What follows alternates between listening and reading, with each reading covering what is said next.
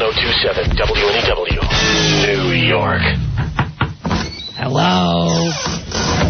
Broadcasting live from beautiful Midtown Manhattan, where on a clear night you can almost see Mike Bloomberg coming back from his short vacation. It's the Ron and Fez Show, and I'm your announcer, Joe Pooh. And now let's introduce your hosts. The guys taking away Al Duke's boxing license. Here they are, Ron Bennington, Fez WNEW, Radio's Fight Commission.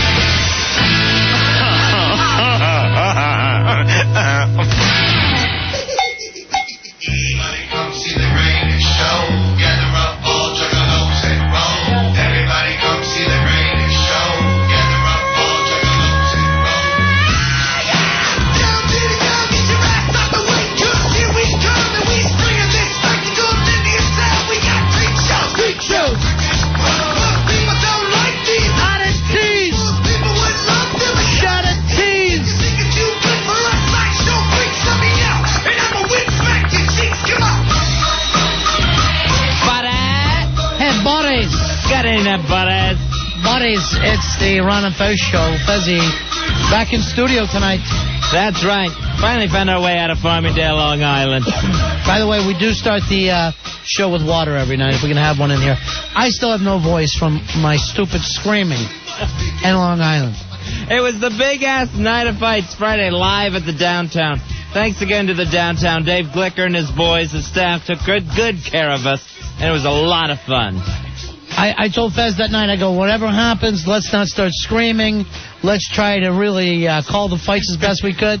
Ah! Oh, God! Oh, no!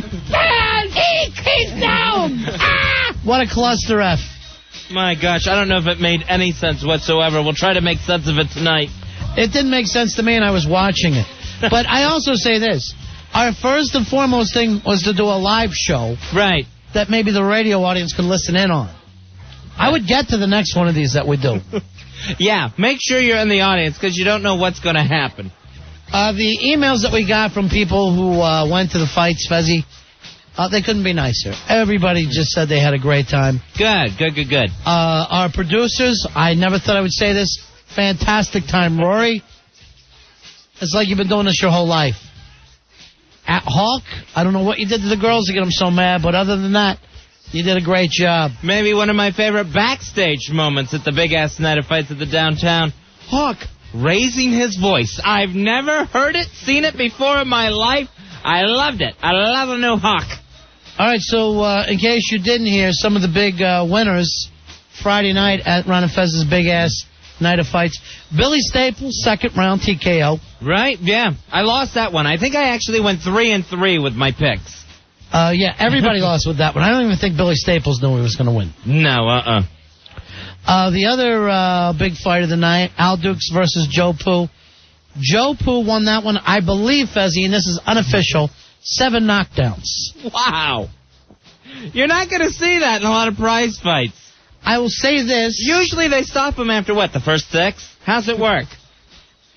I never saw a guy that technically, it could be said, has a glass head.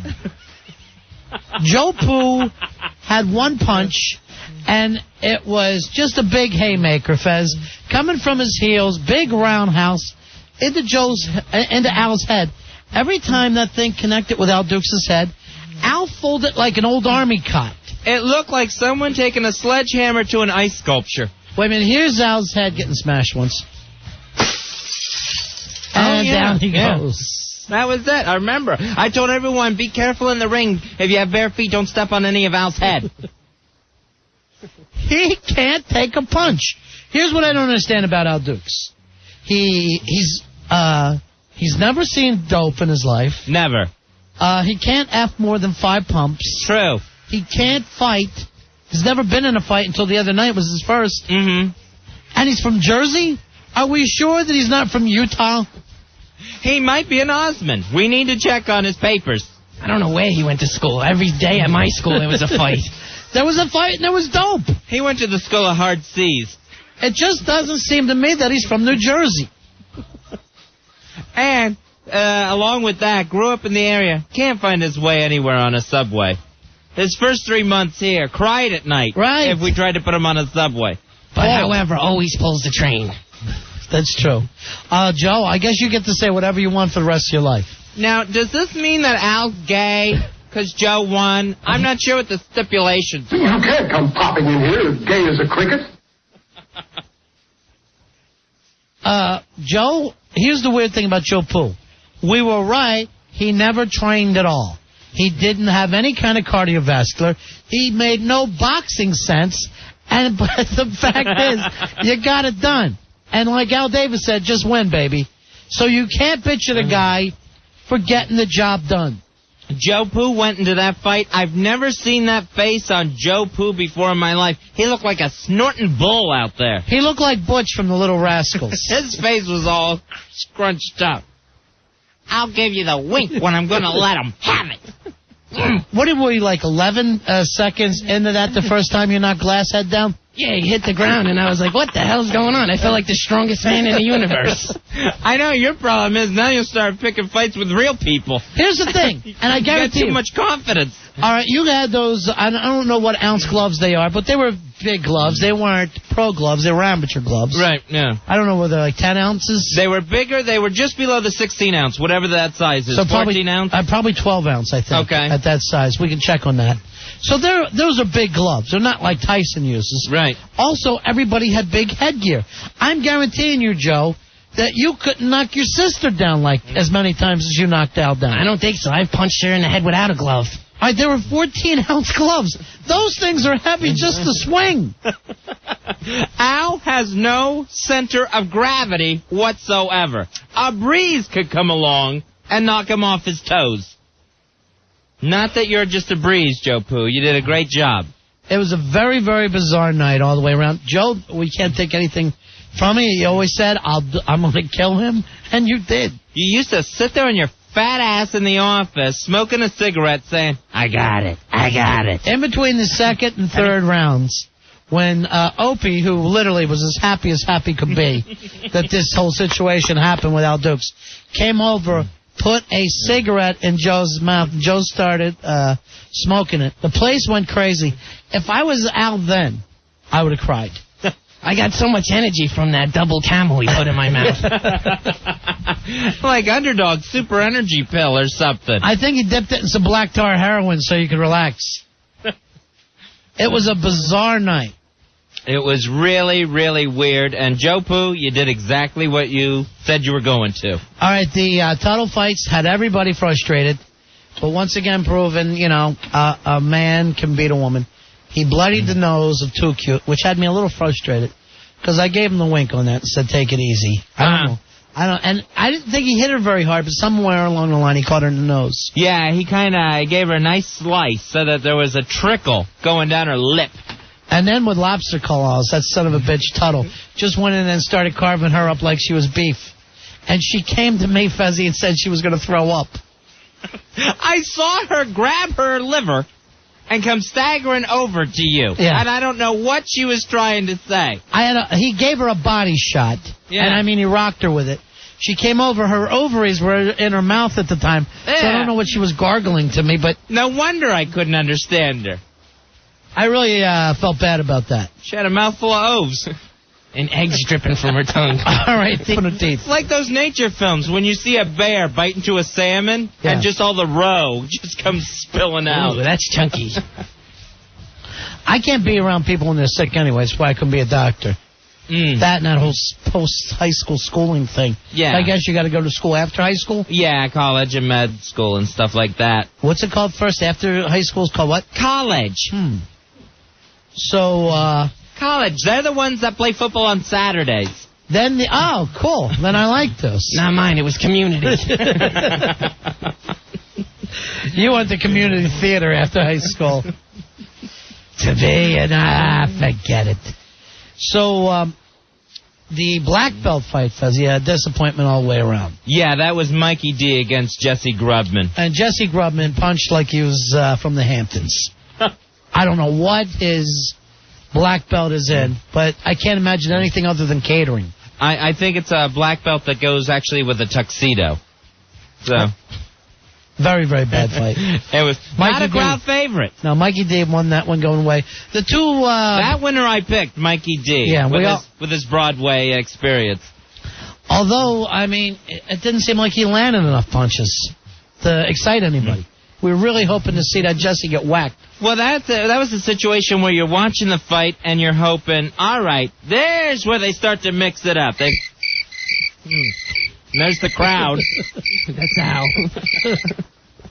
You can't come popping in here as gay as a cricket. So, yeah, that was a little difficult for us. Right. The two guys that banged the same chick, better fight, but late in the night, and you're fighting after the headliners. Yeah, so it's a bad spot on the card anyway. And then, of course, Friday Fight fighting against Lisa Croft. In the blindfold match. We will admit to this. We kind of put together a little comedy bit in the middle of that. And Lisa Croft did not go with it and just started pummeling this boy for no reason. That is a bad sign. Lisa Croft did not go with the bit. And just started beating the hell out of a boy in a blindfold. What I liked was the staff trying to get the blindfold on over the headgear. Stupid. Just retardos. All right, what else did we do out there that night? Oh, I guess anytime you have Polo out, you're looking at a living legend. Yeah, Polo unveils the Twatto tattoo and gets in the sucky bed. All right, we'll take some calls now. 877-692-1027. Hey, Bernie. Bernie, you're on the Ron and Fez show. Hey, Bernie. Hey, dudes, man. Hey, buddy. That was one of the best nights of my life. You guys were awesome. And I can bring up some things you didn't mention. Sweet Melissa. Sweet Melissa, I forgot to say it. Doing her thing live on stage was awesome. Live moan. I was a little nervous during that because You had to have blanked a lot of that out. As a matter of fact, I'm a little mad at the people who bleeped the show for us because they carved a lot up on it, during that night, which I don't mind. But they threw out the raw tape. Yeah, well, so we couldn't play that. So all there we was have a lot of stuff that couldn't have went over the radio. She almost got rushed. I mean, I'm looking at the crowd. I was backstage. They let me and my brother back, and we didn't have special passes. So I was there when she was counting her money and hugging you. People were throwing cash everywhere. Thanks very much, Bernie. We walked out of that stage with pockets full of cash that was thrown to Sweet Melissa during her uncensored moan. Well, I had my hat off. I was counting it the whole time. Here's Ricky. Ricky, you're on Run of Fez. I still owe her $5. Hi, Ricky. Hey, guys, what's up? Hey, buddy. 10948 checking in. All right, my man. Well, I couldn't go because, I was too young to go there anyway. 16 and all, but... Yeah, you had to be 21 to get in. Yeah, but, I think Billy Staples proved everybody wrong that night. I will say this... All in all, Fezzy, I think Billy Staples was the best fighter of the night. Mm-hmm. In terms of coming in there, having a plan, having discipline. He had a low center of gravity. He kept his hands up. He was jabbing and punching. At his size, he was even able to dance a bit. Yes. Well, to me, let's bring Billy in, too.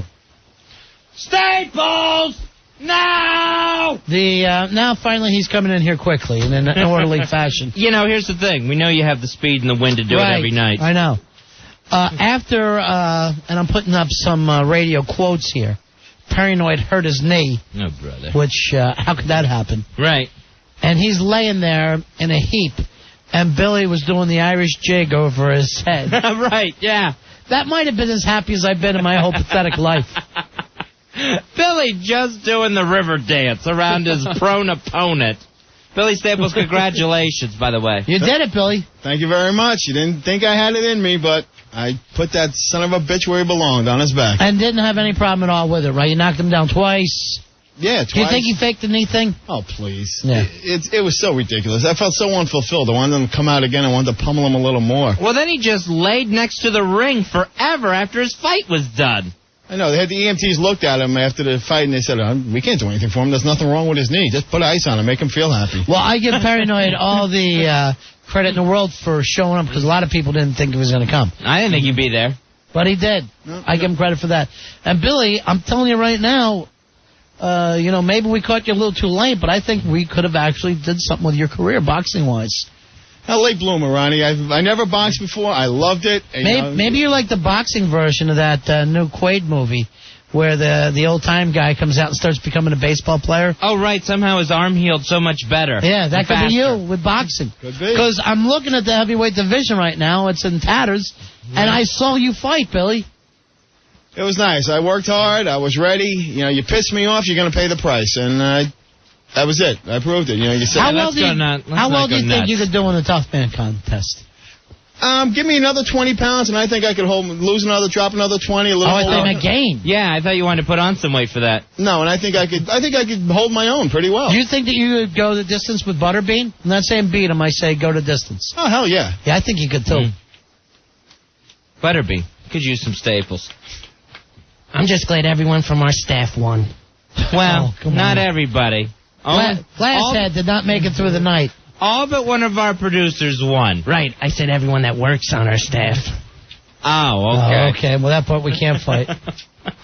Now, here's what I'm asking you, Fez. Yes. What is Al Dukes going to be able to do when Joe starts his crap now? I don't know, because it was the battle for no respect. The whole idea was Joe gets beat by Al, and Al shuts him up. Right. That was the whole theory behind Al's motivation going into this fight.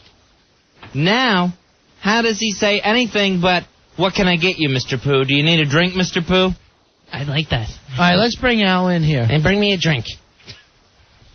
I bet he won't. Where's his big gay heart song? There we go. I'm gay. I'm gay. Bring my big glass Joe.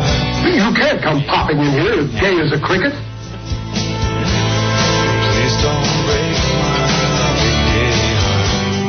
How you feeling today, Al Dukes? Not bad. A little sore. Just from, I guess, doing the physical activity a lot that night. Oh, careful. Careful, you hit your head on that mic. Al, you went down, 11 seconds into the fight? Yes, I did. Did you know you had a glass head? No. Al, be careful.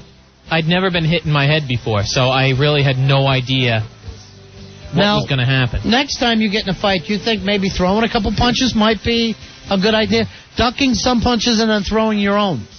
I was able to duck a couple, and then I would try to get in a body shot. Now, Al, are you even supposed to be here? I thought this was Loser Leave Town. Yes. I thought it was Loser Leaves the Show, WNEW, the whole works. I talked to a friend of mine who was a doctor, and I go, I've done a lot of these kind of fights before, and I've never seen a guy, every time he gets tagged, goes down, and he goes, maybe Al had head injuries as a child.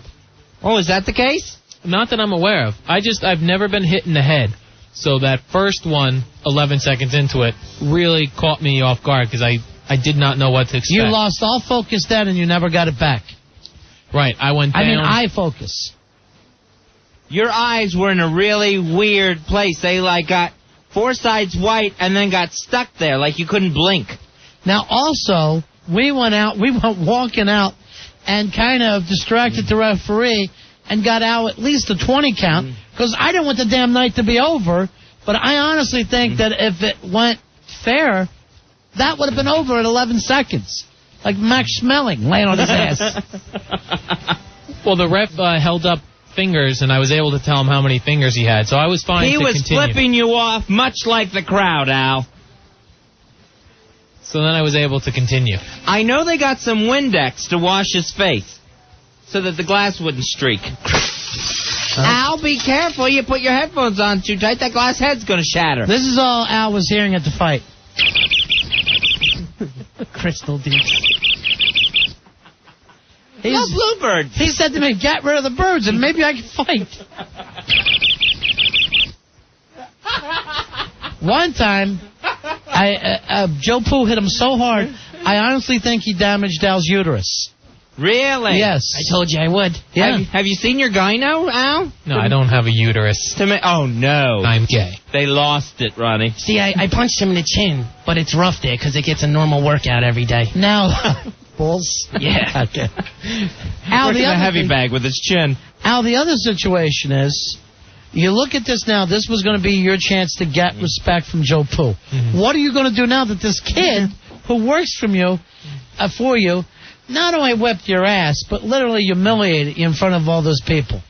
Well, I never thought it was going to be a thing where, look, I'm not going to fight at work, so he can't whip my ass at work.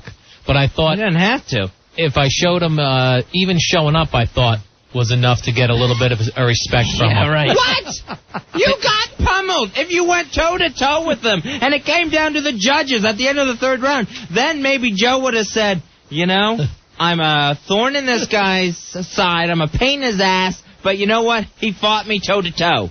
So what? We don't even have that! You're looking for respect for showing up? Yeah, and I hung in there. I took a lot of punches, and I kept getting right back up. You got knocked the out, man! You really did. Well, We got your ass up, and you know it at the beginning of the night. Well, I took 2 sucker punches while I was down, which One. didn't help. That I think there was probably No, 2, but it that was- was in the second round, was it? First round, I believe. First it was. round? I think it was in the Yeah. first round, and I saw 2. Yeah, it really set the tone. You because- got knocked out 11 seconds into the fight. That was no sucker punch. No, That's true, Al. And you tried it too, Al, in a later round. Yeah, you got me too. Faggot. it was the second or third time I was knocked down in the first round that then he All hit right, me. Al, I want you to understand something. Do you know if it was a pro fight, the third time you got knocked down, the fight would be over? That they're not going to just let a guy get knocked down over and over and over? And keep coming back with his glassy skull. And that really threw me off because when I was down there, I was, preparing for the next, okay, what am I going to do when I get up? How am I going to block? What is my deal? And then to get punched, and then I look up to see, what is that? And then a second sucker punch while I'm down on the ground. You were bitching that I hit you while you were on the ground. Yes. You had your knee barely touching on the ground on one of your knees, and the other knee was still up, so that's legal. In football. He wasn't totally on the mat when I hit him. And Al, what about when you tried to pull down Joe Pooh's shorts and hump him? Yeah, what about You that? remember that? No, I did not do that. You were out of your mind crazy. Down goes Frazier! Down goes Frazier! Down goes Frazier! Al, I don't know what to tell you. You had that Superman shirt on, and it looked like you were fighting kryptonite to me. Because you had nothing. With the sleeves cut Here's the off. other thing about Al. How often do we hear, Al's so mad at you and Fez that he's beating up the office? We hear that constantly. He's punching walls, throwing his shoulder into the door. Now you got to know, Al, no matter how angry you get, you're still a puss. You can't do anything about it physically.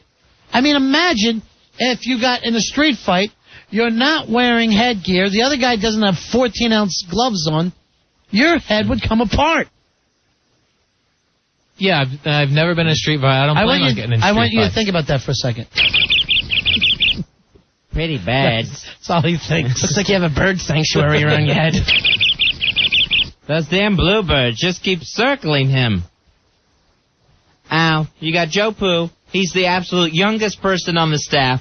And he doesn't respect you, and now doesn't have to. How can we continue to work?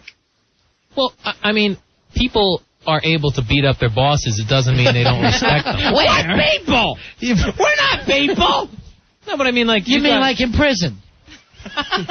In prison, yeah, sure, but see, you have to have a gun or something now, Al. Here, Al, catch this pen. Whoops, he missed it. Oh, Ronnie, you hit him right in the head with it. Oh, jeez. Great. Get the dustpan for Al's head again. It's not just a glass head. It's a light bulb head. It's so thin. That's 40 watts of fun on your shoulders there. I kept getting up, though. And what's that mean, Al? You didn't get up. It would have made. You got knocked down 7 times. The last time you just laid on the floor. Knocked the Right. F out. And when you say you keep getting up, do you mean you kept getting wood during the fight? Were you getting turned on when I was pummeling you? No, but Better not, Al. I would get up and continue the fight. You got knocked the out, man! And somebody told me that time you threw off your gloves, you started tearing up. Yeah, you did. You were crying. I forgot about that. And you were also saying this is BS to me. This is BS, man. It's BS. Where are you going? I know. You've got 1,000 people here screaming. You know, you gotta stay. We want to thank Fitness Lifestyles and Everlast for the boxing equipment that you had a tantrum and threw to the crowd, and I had to ask to get it back. Not only that, when he threw that headgear out, Fezzy, he smacked a woman right in the face with it that was in the front row. Really? Yeah. Yeah, I did see that. Did you apologize? I was in the middle of a huge disaster there. I was getting hit late. Your life, you mean? It wasn't Hurricane Andrew. And here's another thing. You throw that headgear, that woman gets hit in the head with it, there's sharp pieces of glass from your head in there that could have really cut her up. Because you had already been hit and knocked down. All right, this guy said that he almost knocked the wind out of this woman. So you got to find out who that was and apologize.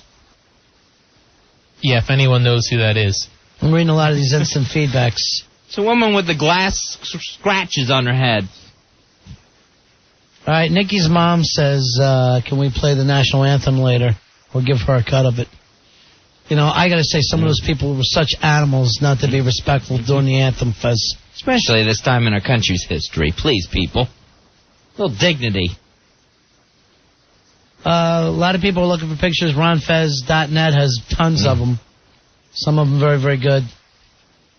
Oh, cool. All right, Daniel says, Al, didn't you even play football as a kid? Yes, I did. Did you get knocked out on every play? No. Every play a fumble? Did you play tackle or fag football? I played flag. I'm gay. Not the way he plays. Ew. You got to bone the other person. You got to cheek them. Instead of their flag, you got to pull their schwanz. He was a quarterback, 5 pumps before he fired. Hey, Ronnie, you're on the Ron and Fez show. Pump 1, pump 2. Hey, Ronnie. Hey, boys, how you doing? Great show the other night, man. Thank you very much, my I friend. just wanted to apologize to Joe Poo, man. I was part of that Al's Pal thing. How gay am I? Now, I saw Al's Pals. They were a little section there. I feel like a jackass. Also, Who knew that I was going to be a guy against girl fight, too? Oh. I equate me thinking Al Dukes and his soft spot head could win that fight to me thinking that Michael Spinks had a shot against that animal Tyson. You know what? I think I bet on Spinks that time, too. Oh, we're both. I remember that fight. Me and Ronnie went. I went for popcorn and missed the whole damn thing. And when just as quick, if we'd have honestly stopped when this thing was over, you would have about lasted as much as Spinks as Tyson. Somebody else brought up, they thought that your parents were there. Is that true? No. Were they? No, my parents, they actually asked me the week before. They said, would you like us to come? I said, no way. It would be a nightmare. If I found out it was your parents and pointed them out to the crowd, they would have eaten them. Right, that's why I told them not to go. All right, thanks, Ronnie. I'm sorry about that. Yo, guys. But thanks to Al's Pals. That was nice. That was nice. I saw One more Big thing, Jim bro. had Al, you're a stud written on his shirt. Yes. Oh, nice. One more thing. Sucky Bed sucked. Yeah. Live flare chops. Very funny. Yeah, live Okay. You guys shots rock. went Later. over. Sucky Bed, the problem with it is that it just took too long to hook up. Right. I don't know what Molly Shannon's problem was since she's left Saturday Night Live. I know the Bumblebee she was with worked as hard as he possibly could. The Baroness, thanks again, Baroness.com for the sucky bed. But the Baroness looks just like Molly Shannon. And she had a kid in a bee suit who I don't think was the same one from the Blind Melon video. Right. So, yeah, it did look like the Blind Melon video with that guy. Al's Pals. I think they actually tore up their big poster at the end of the night that They were said Al's embarrassed. Pals. But actually, Al, if we stopped the fight probably when you first got knocked the F out, you wouldn't have lasted as long as Lobster Claws lasted with Tuttle.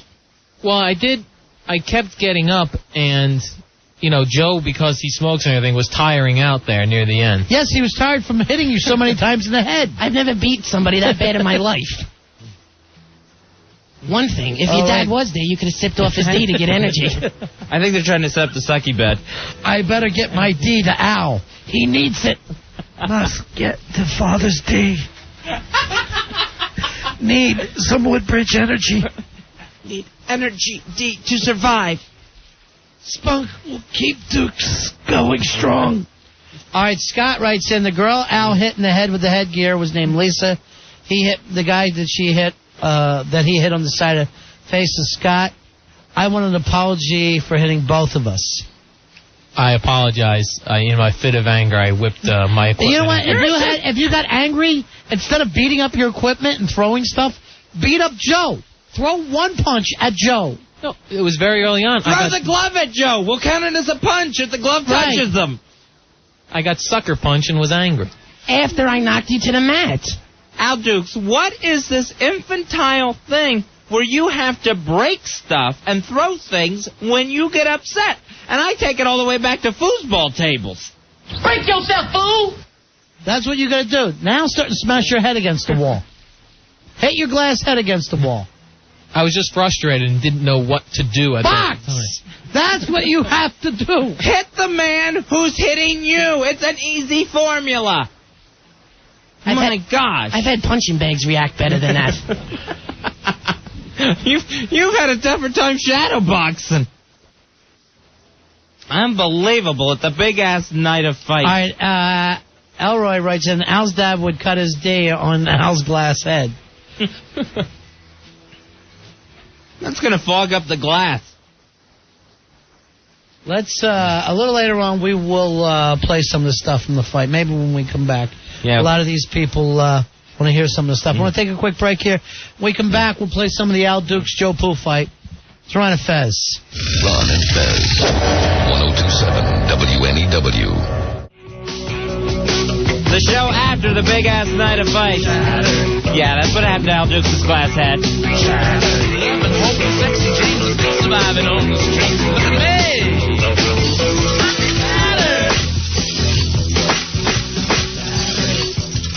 Careful, Al, that's a low ceiling. We are going to play a little bit of that first round in just a second. Hey, Nick. Nick, you're on the Ron and Fez show. Hey, Nick. Hey, guys, how's it going? Hey, buddy. Hey, I was at the downtown on Friday. My buddy and I drove in from Manhattan. We had a great time. You guys put on a great show that night. I'm glad to hear it, my friend. Yeah, well, I had a top 5 for the night that I put together. Number 5, Sweet Melissa. The one advantage of being at the thing live was first seeing what she wore, the little Catholic schoolgirl outfit. That was so cute. Oh, incredible. But then, hearing what she had to say, some of which couldn't hit the air. She's twisted. And also, guys, I mean, she was the one that got the lesbian kissing started. I know. Yeah, I mean, she's willing to make up when the other girls fight. Absolutely. She did a great job. Number 4. Fezzy, you ended the night perfectly. It started out with the Nature Boy. It was a great way to get it off.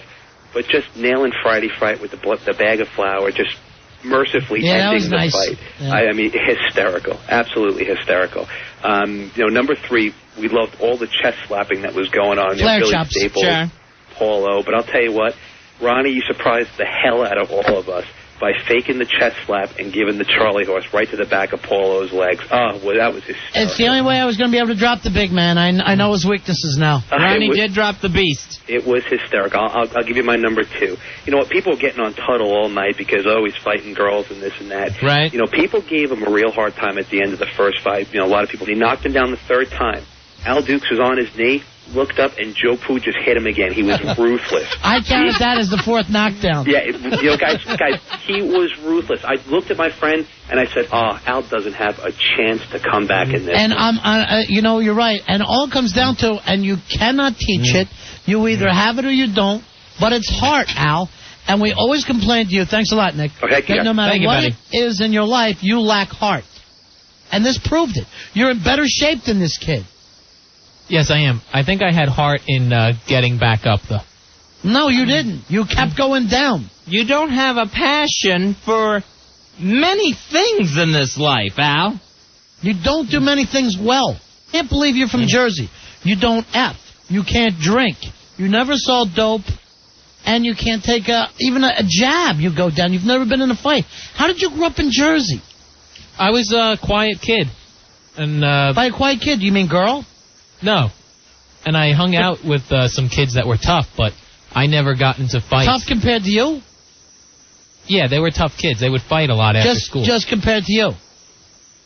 And you never ended up getting in a scrap with them? No, every once in a while, if I was in trouble, someone would fight for me. Is that your mother? God.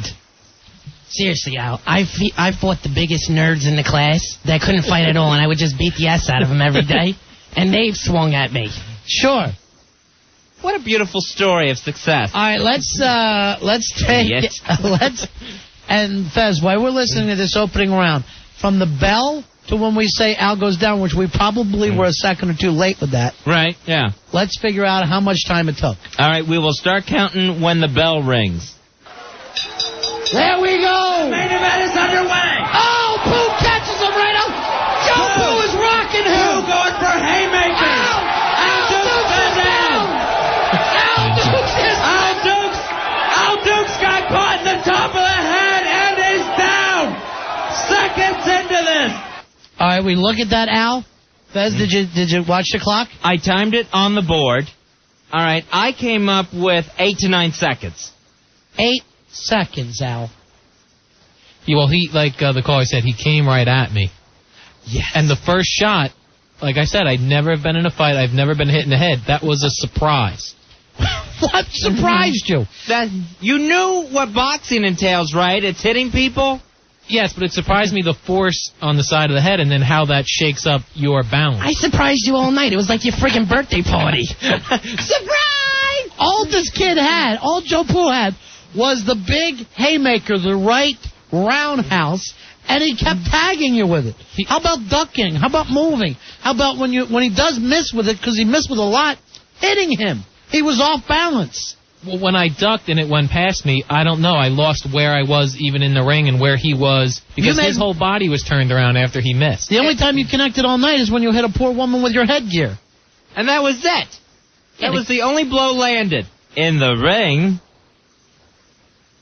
We're not talking what he did after. Al, he was swinging with such force, if you could have ducked one and hit him, you had a decent shot. He kept showing the left, though, like it was going to be a left jab, and I didn't want to get hit. He had no left. I didn't want to get hit in the nose. He nose. never threw one left. But he kept I showing saw you it. at the end of the night. You had a little bump and a red mark on your nose. What was that from, hitting the street? I don't know. No, I didn't. I don't think I hit the ground with that. It may have been one that Joe swung and missed and just grazed my nose. Fezzy, I think it was ring burn. I think it was a Roman helmet injury. I came back to the station to get my stuff, to get my check and all. Uh-huh. I look up. Al Dukes is there. Paranoid is standing there. Frighty Fright. Oh, God. Mosh in the Slipknot. And one other person, I forgot who it was. Jesse Grubman. Oh, Jesse Grubman. I go, I'm standing here at Losers Row. I know. All 5 of you a-holes lost. It's the Justice League of Losers. And they all rode back in the retard bus together. The short bus. Friday Fright, I see him. He's trying to get on the bus on the way out of the club. Just still covered in flour. Never bothered cleaning himself up. Hey, Kevin. Kevin, you're on Run of Fez. How you doing? Hey, Kevin. I drove all the way out from Westchester on Friday night just to see Al Dukes go crazy on Joe Pooh. But when I got there, the 3 times I saw Al Dukes connect, he waited for Joe Pooh to hit him back. He just stood there and waited. I couldn't believe what I was seeing. You were terrible, Al. It was ridiculous. And then after, I asked Al when the rematch was, and he said never. He said never. Really, Apollo? I couldn't believe my ears. I'm going to tell you right now, I wouldn't let the rematch happen either. No, we got too much at stake. Just like you're not allowed in the room anymore. It's the same situation. We keep taking things away from you. And we hand them to Rory, one after another, all night. What do we have left? His will to live? I don't know. We have that. All we have is temper tantrums that he still keeps for himself. And, of course, counting tic-tacs. Oh, yeah, the tic-tacs. Sounds like they were bouncing around in his glass head. And let me tell you, I looked over, and Rick and Opie were laughing at you, saying, this is why we drove all the way here. They're thanking me, going, I would have paid big money to see Al whip like that. They couldn't thank me enough. And then on the other side of it, Al, everyone listening to this show, I'm sure has some idiot at work, like Joe Pooh. Some a-hole that they would love to just shut his mouth for 2 seconds. You were the hope for those people, Al. Yeah, believe me, I wanted to get in at least a few good shots and whip him. You did. You hit the girl with the headgear. That was your best shot of the night. Who I still haven't heard an apology to. Your little temper tantrum. You want a rematch with her? I'm sure she'll be ready for you next time, my friend. I'll hand my wallet and say, I'll bet the girl. I'm sure I caught Joe when he missed up top with a couple of gut shots. You caught nothing. I think maybe there was 2 punches. in 3 rounds. And I was on the ground for one of them. All right, here's the girl who said she was the one who got hit with headgear. Hey, Lisa. Lisa, you're on Ron and Fez. Great. Hi, Lisa. Hey, guys. Card holder 10520. Hooah, hooah. Lisa, what exactly happened to you at the downtown? Well, when Al threw his little temper tantrum like a little girl that, you know, that's what it was. Wanted. What? And that's what it was, right? Yeah, exactly. He threw his headgear and it hit me and it knocked my beer right out of my hand, so he owes me a damn beer, too. All right, you owe her a beer. Well, someone from your section threw a beer on me when the fight was over. Well, that's not my fault. I guess you got what you deserve. That's Fezzy. At that point, after I yelled, you got knocked the F out. Right, I remember that. He just lays on his back and shuts his eyes. And you just see this beer come flying across them like he's Spider Rico in that bad club in Philly after Rocky beat him. Oh, God. You got knocked the out, man. Splash. All right, you owe Lisa. I'm going to put her on hold. You got to send her something. Okay? I will. Sure. All right. Now, are you going to get her a beer in the aluminum can, or are you going to serve it in your glass head? You must have been mad when that happened, Lisa. I was actually really, really ticked off. I think you guys should let me in studio so I could throw a headgear at Al. All right, let's do that, Al. All right. You'll have to take that as your punishment. With beer in his hand so he gets soaked. No, we got to do it while he's trying to sip a D. And you got to... And we'll see how mad he gets when his favorite drink's knocked out of his hand. Okay. All right, just make sure you don't hit him in the head. It's going to break. Thank you, You still got your Lisa. soft spot, Al? No. Thanks, guys. You little fontanelle? All right, here's the other guy who got hit during your temper tantrum, Scott. Hey, Scott. Hey, Scott. Hey, Ron and Fez, how you doing, guys? Hey. Where were you in relation to I Lisa? was right next to Lisa. Do you know her? No, I met her that night. All right, we're going to invite you in because Al owes you something back. I got a better idea. Can I hit him in the head and break his glass head? I'm afraid to do that. I'm afraid to let anybody hit him now. And it might break his little fontanelle. He's so fragile. You belong in a bubble. I'm afraid I'm going to get glass in my eye if someone hits Seriously, him. you want to put him in a bubble? No, I have a hard head. I mean, Joe, you said your hand was swelled up. I had to hit you about 387 times. It's going to be swelled up if he's doing anything that many times. Running one. I'm telling you right now, Al, we could have put a punching bag in there and done better. All right, want to hear some more of the fight, Fuzzy? Yeah, sure do. This is a continuation of round one after that first knockdown. Seconds into it, Joe Pooh snorting like a bull out there. Al Duke's wandering to the corner. Can he finish? All right, he's giving him a standing 20 count. Standing 20 count. Ronnie. Joe Pooh rocked his ass.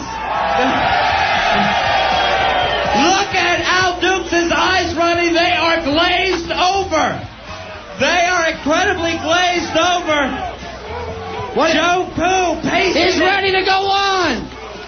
Joe Pooh pacing in his corner like a caged lion. You can see how long we're giving him the counts. He's saying that him and that ref, Steve Miller, started saying that Joe was cheating. We were doing anything to stall to get some sense back into Al's head so we wouldn't have the show over. Two things. Still stalling to try to get Al back in the game. And this is how quick it happened. Joe Pooh's entrance music is still playing. That's how quick that happened into this fight. Hawk hasn't had time to bring down Joe Pooh's entrance music It was yet. still in the intro phase. Golly, Al. Man. His face looked stunned, like you asked him to book a guest. Those eyes were absolutely weird. When he looked at us like that, it definitely wasn't human. Although I did see my own reflection in his glass head.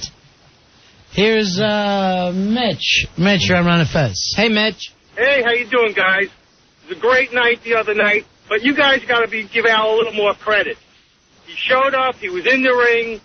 He did get his ass kicked, but he tried. I give him credit for showing up. I give him credit for getting in the ring.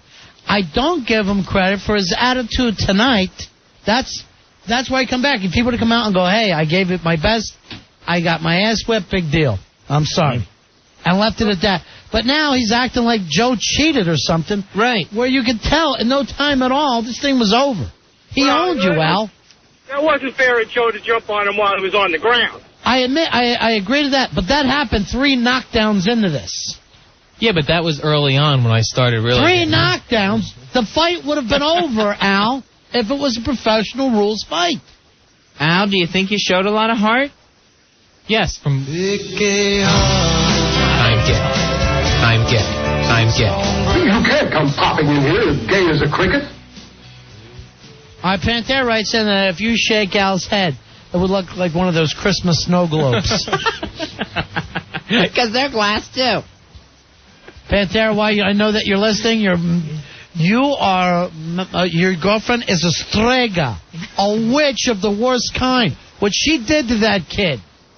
That was incredibly mean. It was Pantera's girlfriend, Lisa Croft, in the blindfold match against Friday Fright. We did have things worked out in that match. Right. Because the kid was willing to get in the ring blindfolded. And she went off on him like a freakazoid. Strega. All right, let's want to pick back up the Al thing. This is already after he's been knocked down 2 times? Yeah. All right, so you're only 2 down so far, Al. And I'm making sure you're getting 20 counts or more. All that didn't come across on the radio because I couldn't have the fight over so quick.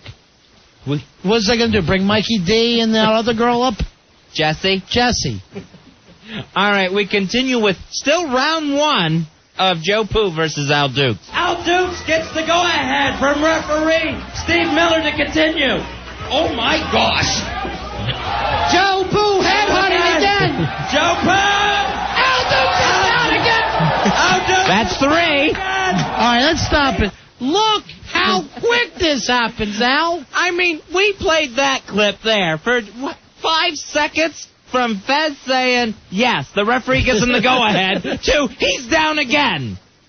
And we're giving so many breaks in between all this. In Vegas, it would have looked like you couldn't defend yourself, and they stopped the fight.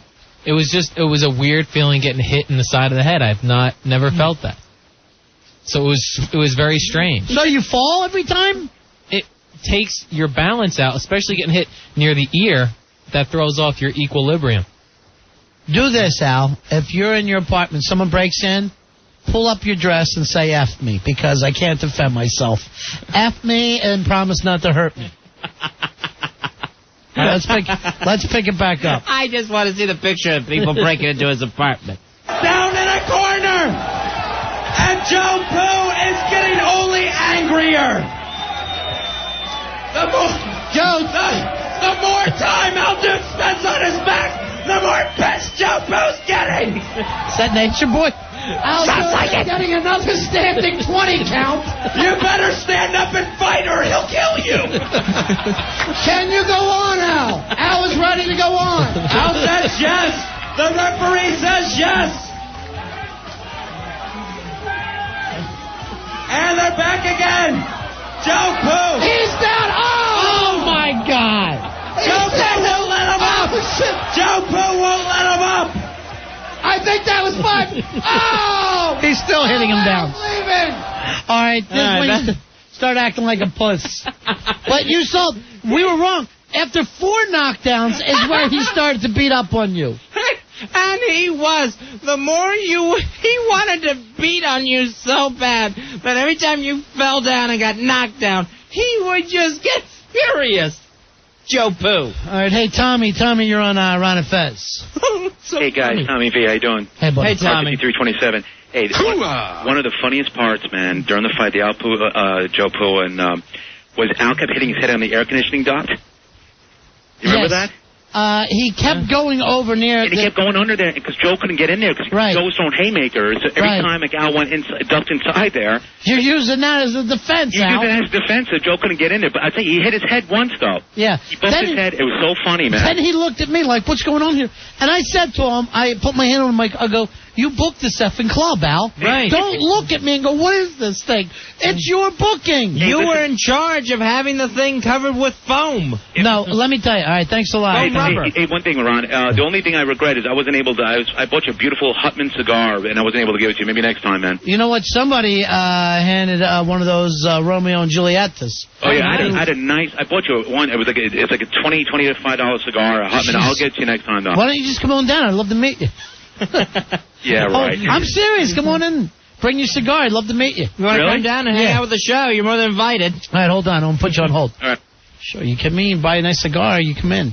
It's an open door policy. You ever go to a carnival or a theme park and they have we're not idiots. They have that board with the little the beavers that pop up and you try to hit them with a hammer? Like a Chuck E. Cheese. What are those things called? There's like Whack-a-mole. That's you. You're whack-a-mole. Golly. Al, you heard that thing that you got knocked down 4 times before he started hitting you on the floor. Yeah, but... What do you mean, but? Yeah, but what? There's no buts. This doesn't happen with human beings. But if the confidence was so high, why then hit me while I'm down? If all the regular He was having fun. If he didn't hit you when you were down, what chance was he going to get to hit you? You wouldn't get up.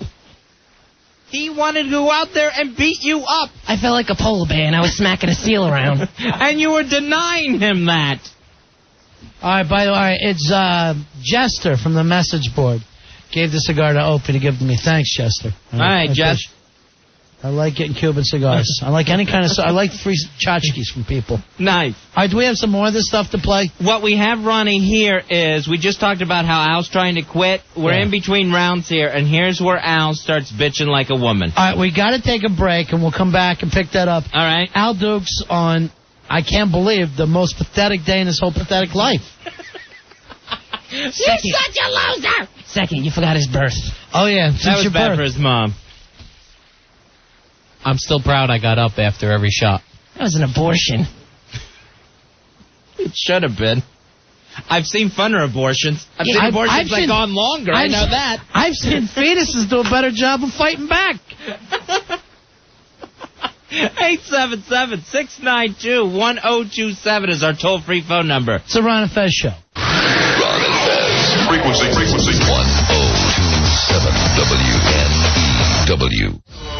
A salute to Al Dukes and everything he gave at the big-ass night of fights. Did it, Al. Your new nickname should be Double Barrel Buckshot. That's you. We're on and Fez recapping the big-ass night of fights. Now, you've already heard Al get knocked down 4 times, plus 2 extras as he's trying to get back up, which I met were cheap shots from Joey. Right, and now we're at the point, round 1, I believe, has ended, and we're in intermission. Al is trying to quit. Al is throwing the gloves, the headgear, and trying to quit. Now, one of the problems is, Al, it takes a while to get gloves and headgear back on a person. Especially when I had to fish through the crowd for him. I was so furious, though, at the time that didn't even enter my mind. I know, but here's the situation, and this is the problem with your mind. When you throw stuff into the crowd, you know that they've got laws because of people like Johnny Rotten and Axl Rose that you're probably guilty of. You're not allowed to chuck stuff into a crowd of people. Right, when I saw that I'd hit the girl, that's when, for a second, I was like, what am I doing? But it was. But you still didn't apologize to her, even after she called. What is it about you? You can't say I'm sorry. Say I'm sorry to Joe and tell Joe that he's a better man, and move on. And a better producer. And a better human. And he won't do it. All right, so here Al is taking his temper tantrum. What has happened, Ronnie? What's going on? Joe Poo! All right, Al, remember we're on the air. We're on the air. All right, we're trying to make this thing happen. It looked like, Al, you went down and Joe kept hitting you? Yeah, what the hell is that? I was on the ground. I got hit while I was on my knees and my back. Thanks, Squeaky. All right, so we also had to cut things out there. Right. Because Al was yelling, this is BS, this is BS.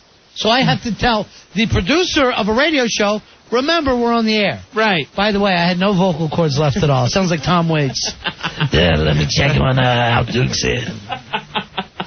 Al Dukes. I hope I don't fall in love with you. The opposite. Al Dukes goes so high-pitched, he almost shattered his own glass head. What was that about, Al? Because I was breathing heavy from the fight, and I was just excited. Excited, like sexually? No, angry. You weren't angry. You did not fight with anger. You quit in anger, but you fought with no anger. You fought in fear. Quit in anger. The Al Dukes story. I almost felt bad for it. It felt like I was punching a bunny. You were. You were the big bear clawing at a bunny. Playboy bunny. And again, at this point in the fight, they're not even to the guitar solo of the background music. So embarrassing. And Al, again, we have to say, if you're that furious, if you're that mad, Why not take it out on your opponent? Why not just start hitting the person who's causing your anger? All right, here's some of the. As Mulder says, Al's upset because he's used to being congratulated when he's on his knees, not hit. That's a good boy. All right, Winnock says Joe only hit Al on the floor because Al kicked him while he was down. I don't remember that. You threw a kick while you were laying on your back? I saw that. I do remember that. Thank you for sending that on the instant feedback. Oh, look at that, little bitch. You took a swing with your foot when Joe went past you. You tried to kick at him. And I've only seen that from my sister when we used to knock her on the ground. What was that wrestler that fought Muhammad Ali and was doing the crab walk? Oh. Antonio Inoki. Yeah, that's it. Mm-hmm. You tried kicking me with your little ballerina shoe? And I'll tell you. I know. Why box in ballerina slippers? It's embarrassing. How do you fold like that? How does your body fold? The knee, it's like an army cot being exploding in front of us. The knees and arms are going in every which direction. I guess the body just gives out for that moment. The body. Now you're Jesse Ventura. Do you think you're Al the Body? Are you actually have the nerve to call yourself the Body? No, the whole body gives out when you get hit in the head. The sometimes. most I would call you is, oh my gosh, we found it in a shallow grave after it's been decomposing for 3 months, Body. Maybe you had a buildup of spunk in your mouth and it was throwing off your whole levels. No, if you get hit in the side of the head where your ear. All right, I'm not going to hear the same thing over and over. Let's go back to the fight. All right, now we start round 2. There's Al throwing an uppercut. Al just hit his head on the roof. Al missing with another one. Al feeling him. Joe headhunting again. Yep. Al swinging wildly this time, a little more offense. 2 spun Dukes around. Joe. Big swings, big misses.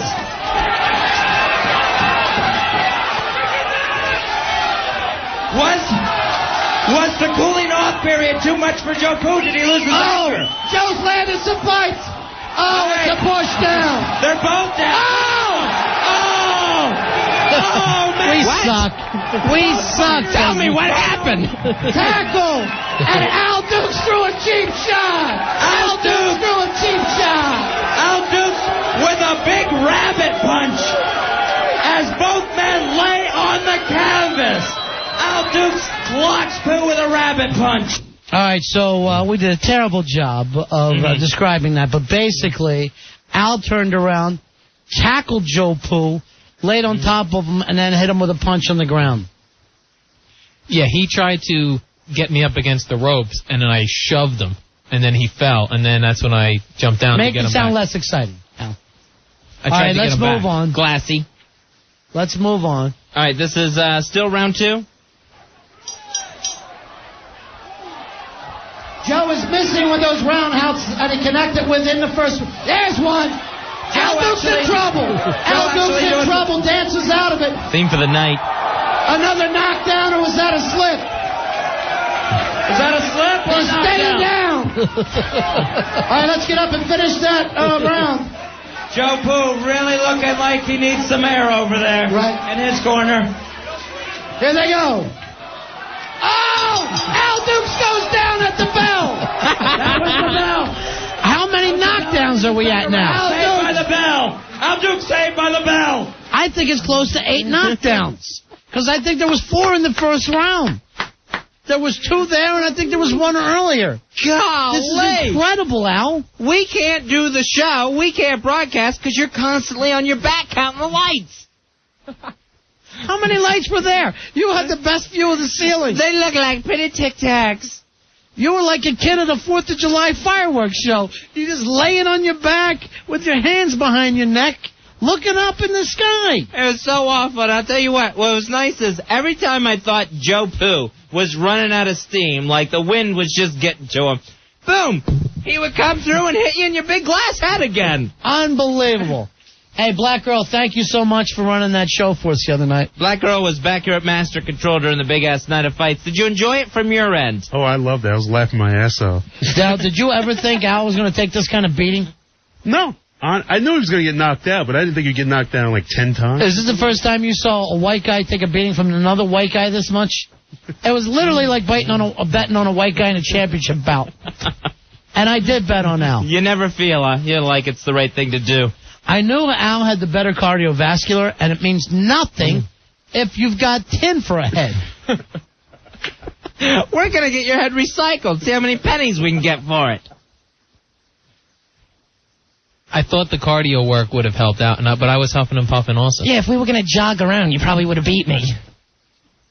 But unfortunately, that doesn't happen in a boxing match. You want to go cross-country against him right now? Run through Central Park? Bring it on! Bring it on! The funny part was when Joe's taking puffs in between rounds. Yeah, we're coming up to that, I think. All right, let's, what's the next, is that where we are right now, in between the second and third rounds? All right, this Black Girl brought it up. This is actually Joe taking a smoke between rounds. Oh, look at this! Opie! Joe Poo! A hit off that sweet tobacco! What are you doing? That's like giving Popeye spinach. Opie hits Joe Poo a big drag of a cigarette. All right, that was in between round 2 and 3. People love that. We had to have some kind of entertainment. Right. Or else everyone just had to look up Al's shorts as he's laying on the canvas. That was the only other laughs we had during that fight. All right, are we into round 3 now? This is round 3. Who's round 3? Again. Not holding anything back this round. Oh, Al Dukes goes off. Al tried to find some safety in the ropes and found another Joe Poo punch. Oh! Al Dukes landed one. Going at it. Will Al last this fight? Al is on the bicycle. He's dancing. Joe Poo definitely doesn't have much air left. Maybe that cigarette was a bad idea. 20/20 hindsight. Oh! What happened? What happened? You scream, I say what happened. Been that way. What the hell? Al Dukes! You got knocked the out! He is out! He is still over! It's over! I've never seen You got knocked the out, man! Joe Poo knocks out Al Dukes. I'm thinking that was the 9th knockdown. Earl is saying 10. 10 knockdowns? It was 35 seconds into round 3. And there it is. There's the final bell. Unbelievable. Tin head. It tolls for thee, Al Dukes. 10 knockdowns. Al, I do give you credit for showing up. I give you credit for getting in the ring. I take away points for you being the biggest pussy I've ever seen in my life. I don't understand it. Probably those pussy points count a lot against you, too. Probably just lack of experience. Oh, yeah, I box every weekend. I know. How many fights do you think Joe Poo Spinks has been in? Joe Poo had nothing except for he thought, I'm going to hit this guy with my hand. That's all he had. He didn't train. He didn't put anything. He took his fist and kept swinging at your damn full head. He never even gave up smoking, so how could you say lack of experience when Joe probably has less than you do? But like he said, he was in fights as a kid. Yes, and he continues to beat up the nerds. He continues to. Just apologize to him now and let him know that he's got free reign, whatever he wants to do. And I've noticed that you haven't stopped him from doing the gay remarks. You haven't put up a fight against that at all tonight. Joe Poo, you have carte blanche, my friend. I'm king. Yes, you are. You're king. Just because you can box your boss, that doesn't mean You just said we're going to... This is what you said last week. We're going to settle this on Friday, and we're going to come in Monday, and I will respect you. It never happened. Now you're making another excuse. You're always backpedaling. Also, the boss that you're always writing reports to won $5 betting on Joe Poo. Oh, nice. That's nice. The guy upstairs that you're always saying supports you. Well, that's not right. All right, we're done with you now, Al, and you know what that means. What's that? You have to leave the studio, all right? Make sure this doesn't end up on a best of. There better have been nothing about you on the best of over the weekend, was there? I don't think there was, no. You know what? Now I know you're lying because I got an email that said about you pooping yourself. Ended up the whole damn best of. Golly. On Saturday. So we're keeping you out of the studio, yet you still managed to take over the best ofs. How that happens? Are you doing cut-ins with what from your kitchen? Here's what I'm cooking right now. Back to the best of Ron and Fez later. It's the best of, not a dull of. All right, now give Rory all your keys and all your responsibilities and go outside and count tic-tacs. Don't let the couch knock you over. The couch hit back. Joe, he can't. There he went. He's gone. Not only are you giving him crap now, he can't even make eye contact with you. He hasn't looked at you 2 seconds, and he just walked out the door without saying a word. He's my bitch. I want him to take my last name now. Alpoo? Yeah. Really? Mrs. Alpoo. That's nice. All right. Sounds like Alpo. I could get a pack of cigarettes for him in the joint. You're going to have him get you beverages for the rest of the night. Where is he? Come over here and hold my pocket. Your pocket. Put your hands in his pocket. That's what he needs. All right, here's somebody who wants to comment a little bit, Fezzy. Calling from Sesame Street. It's Foulmouth Elmo. Elmo! Hi, Elmo. Yeah, I want to ask Al Douche a couple of questions. Wait. All right? All right, go ahead. When you're carpooling with your friends, do they ask you to roll your head down? I don't know, because if they do, you might have a glass head. That's true. Right, yes. Al Douche, when you're walking down the street, do squeaky men try to wipe your head? I don't know, because you might have a glass head. That could be a glass head that he has. It might be. A squeegee man try to clean you. Let me ask you one more question. The little kids try to reach into your head thinking there's cookies in there? I don't know. I have a glass head. You loser. All right, you just... All right, watch the language. Everybody. Get me a Joe Poo. Billy Staples, everybody. All right. Thank you, Foulmouth Elmo. Now, we will be talking with Billy Staples and Paranoid in a little bit. That was our opening match at the Big Ass Night of Fights. Here's Gary, the WNEW kid. How you doing, Gary? Hey, guys. Hey, Gary. I'm happy that Billy beat the crap out of Paranoid. How are you? I want him dead. All right. Sorry. And he's a little baby. His family my dead. leg hurts. You little wimp. Take it like a man. But I want to say, Al Dukes is the biggest liar. Why's that? Because he says that, Pooh took a cheap shot when he took a cheap shot. Right, everybody took a cheap shot there. And then he lies about the respect. Right. You should kick him out of New Jersey, even off the show. Get a new producer. I thought it was Loser Leave Town. That's I could what have I thought, sworn. too. I could have sworn that Al shouldn't be here today. I thought Fezzy passed out in the whole show. Says he was yelling so loud. Oh. I know, there was a lot of yelling. And then I heard silence, and I heard him again. Yeah, it You was thought maybe Fezzy, you sure? Right. Like Fezzy, what happened to Fezzy? And Fezzy faints from time to time. I do. I get the vapors. All right, thanks, kid. All right. All right, we'll see you later. Thanks, WNEW kid. I guess he's allowed to call us back again, Fezzy. Oh, you touched it? 877-692-1027. You listen to the Ron and Fez show. Ron and Fez, 1027 WNEW. NEW. We're Ron and Fez. The Big Ass Night of Fight post-fight show. We'll be talking with Billy Staples and Paranoid. That ended, of course, with Paranoid going down in the second round, staying there, said he had something wrong with his knee. But first, Mike, you're on Ron and Fez. Hey, Mike. Hi. I heard Sweet Melissa's voice. Oh, you touched it?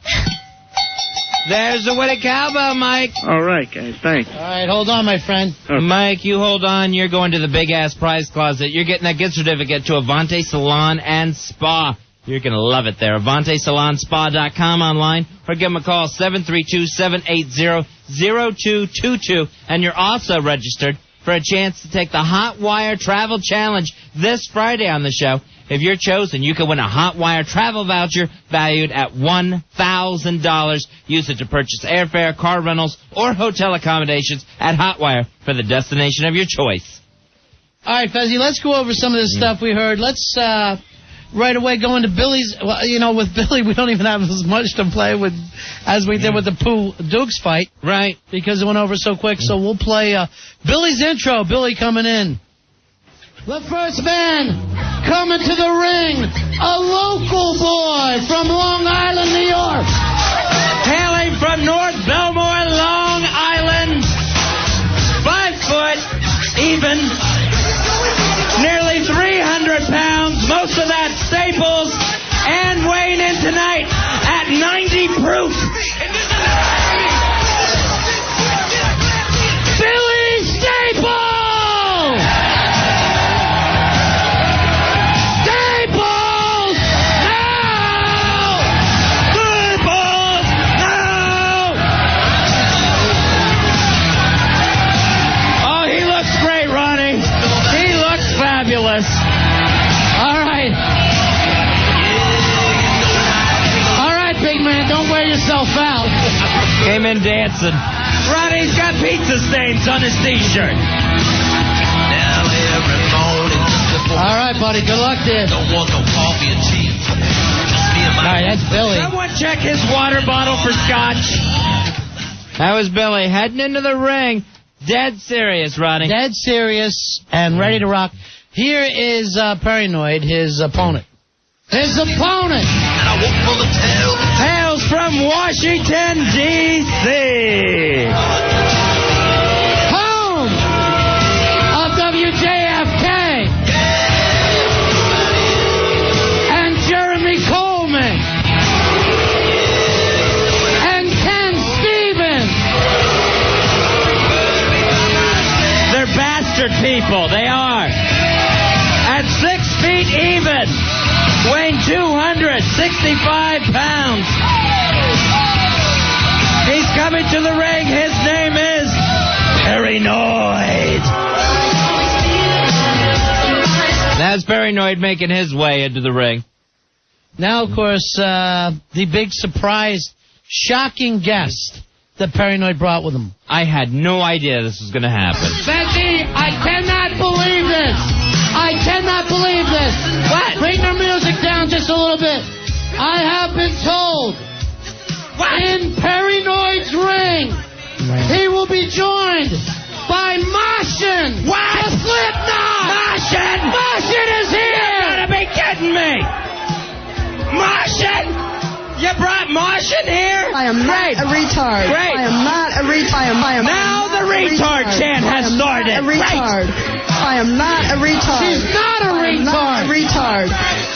I am not a retard. All right. Hey, everyone has their ups and downs syndrome. Sure. All right. And now we also know why Hawk doesn't get to play the instant replay in here. I am not a retard. I am not a retard. I couldn't believe it when I look up and I see that retardo face. Just standing there in the ring. All right, let's go to round one, Fezzy. There's the bell. Billy coming out. Billy's taking the fight to Paranoid. Paranoid running. Paranoid on his bicycle, Ronnie. Billy. Oh! Billy connects. No. Billy connects. What the hell? Billy connects, and the effing lights go out in the place. Why did that happen, Roy? We lost the electricity twice. The engineers there told me that there was a power surge. They had so many lights and stuff going. Right. It blew the circuit. Billy throws a punch and there's a power surge? Right. And Billy keeps fighting in the dark, and I'm yelling, no. Right. Save it for the air, please. Because the mics are out, the lights are out, we're in complete darkness, everything is out, and you look through the shadows, and Billy is still chasing Paranoid. Yeah, right. Now all of a sudden it looks like some barge fight in 1902. John L. Sullivan, he can't fight on dry land.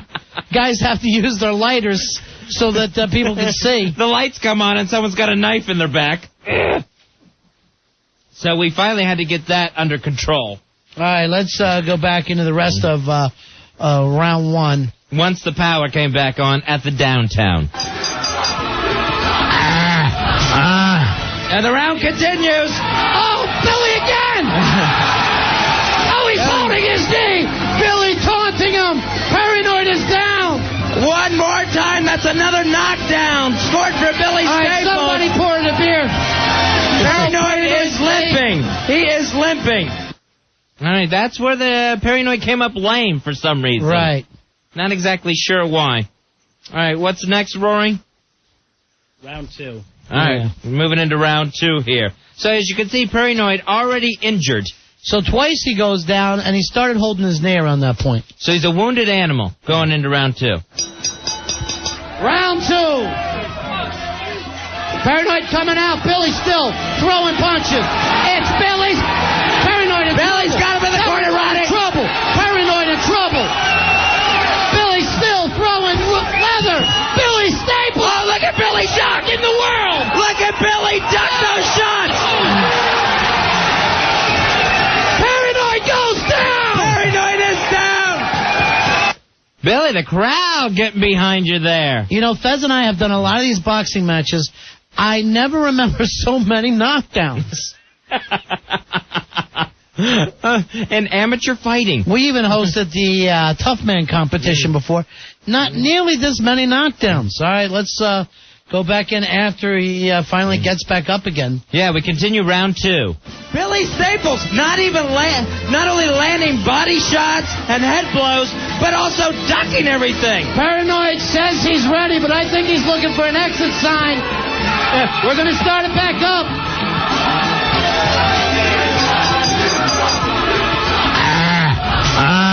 And the round continues. Oh, Billy again!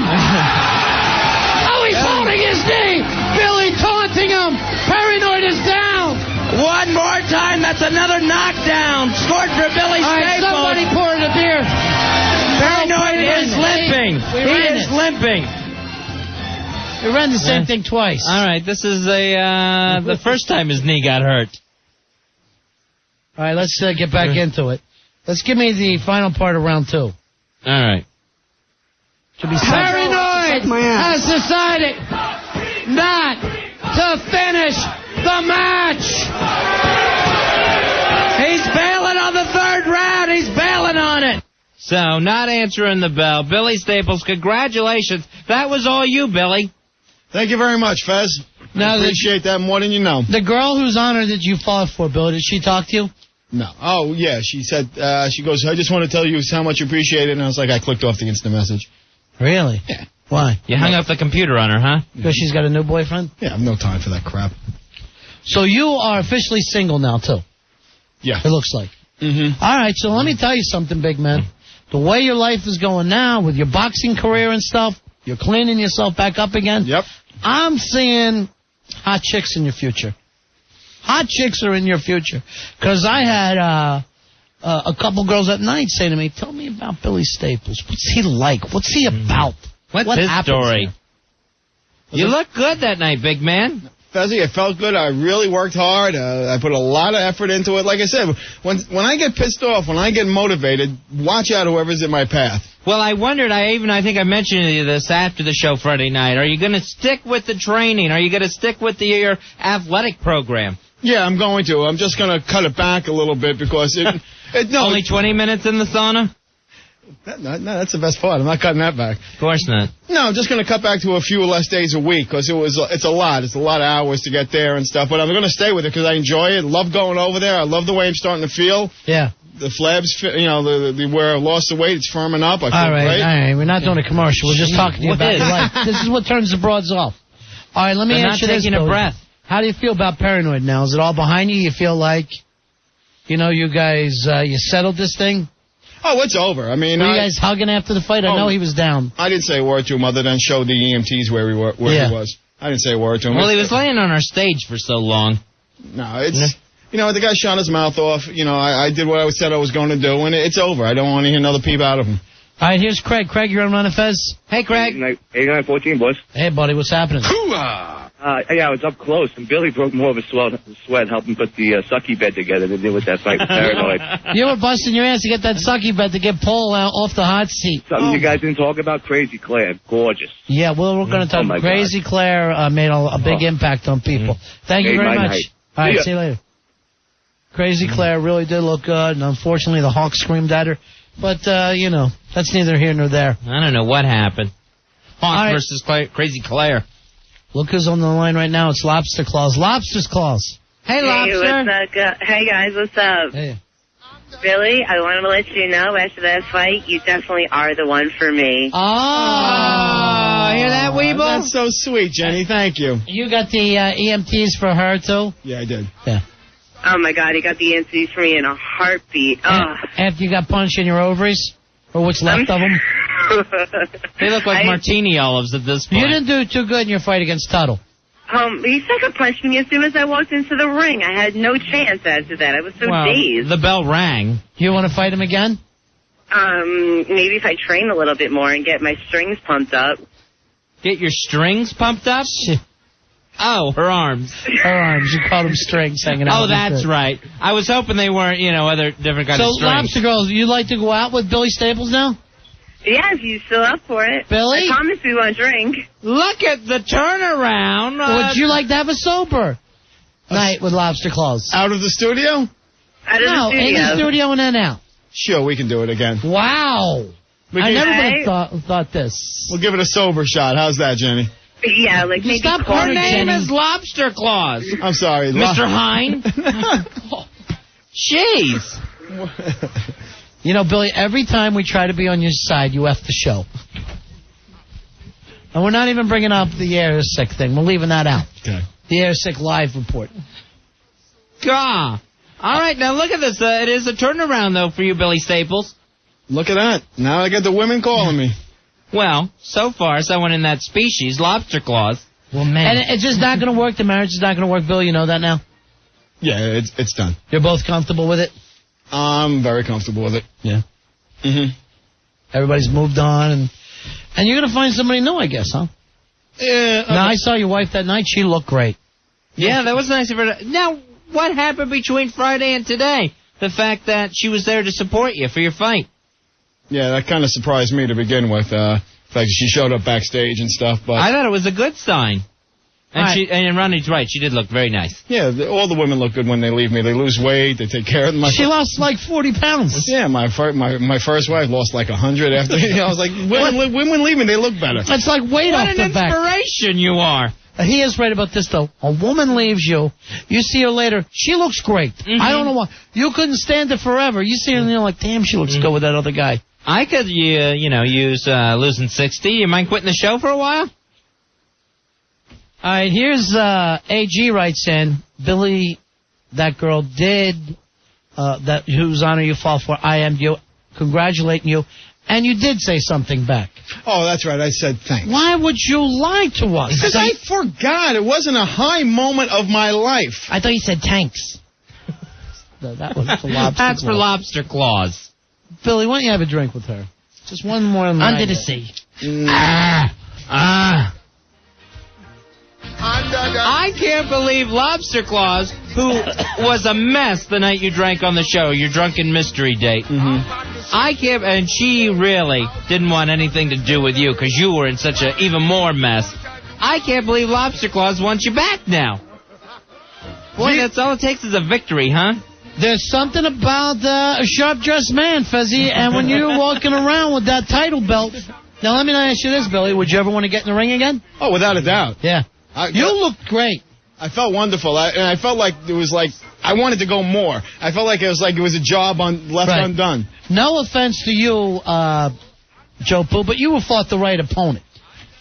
Well, I'm street. I'm not used to fighting anything with discipline. But this Billy Staples, he looked like a young Navy fighter, Fezzy, bobbing and weaving, fighting on a battleship somewhere. And then my favorite thing was the Irish jig afterwards. Yeah, that was just hysterical. Kicking up his heels.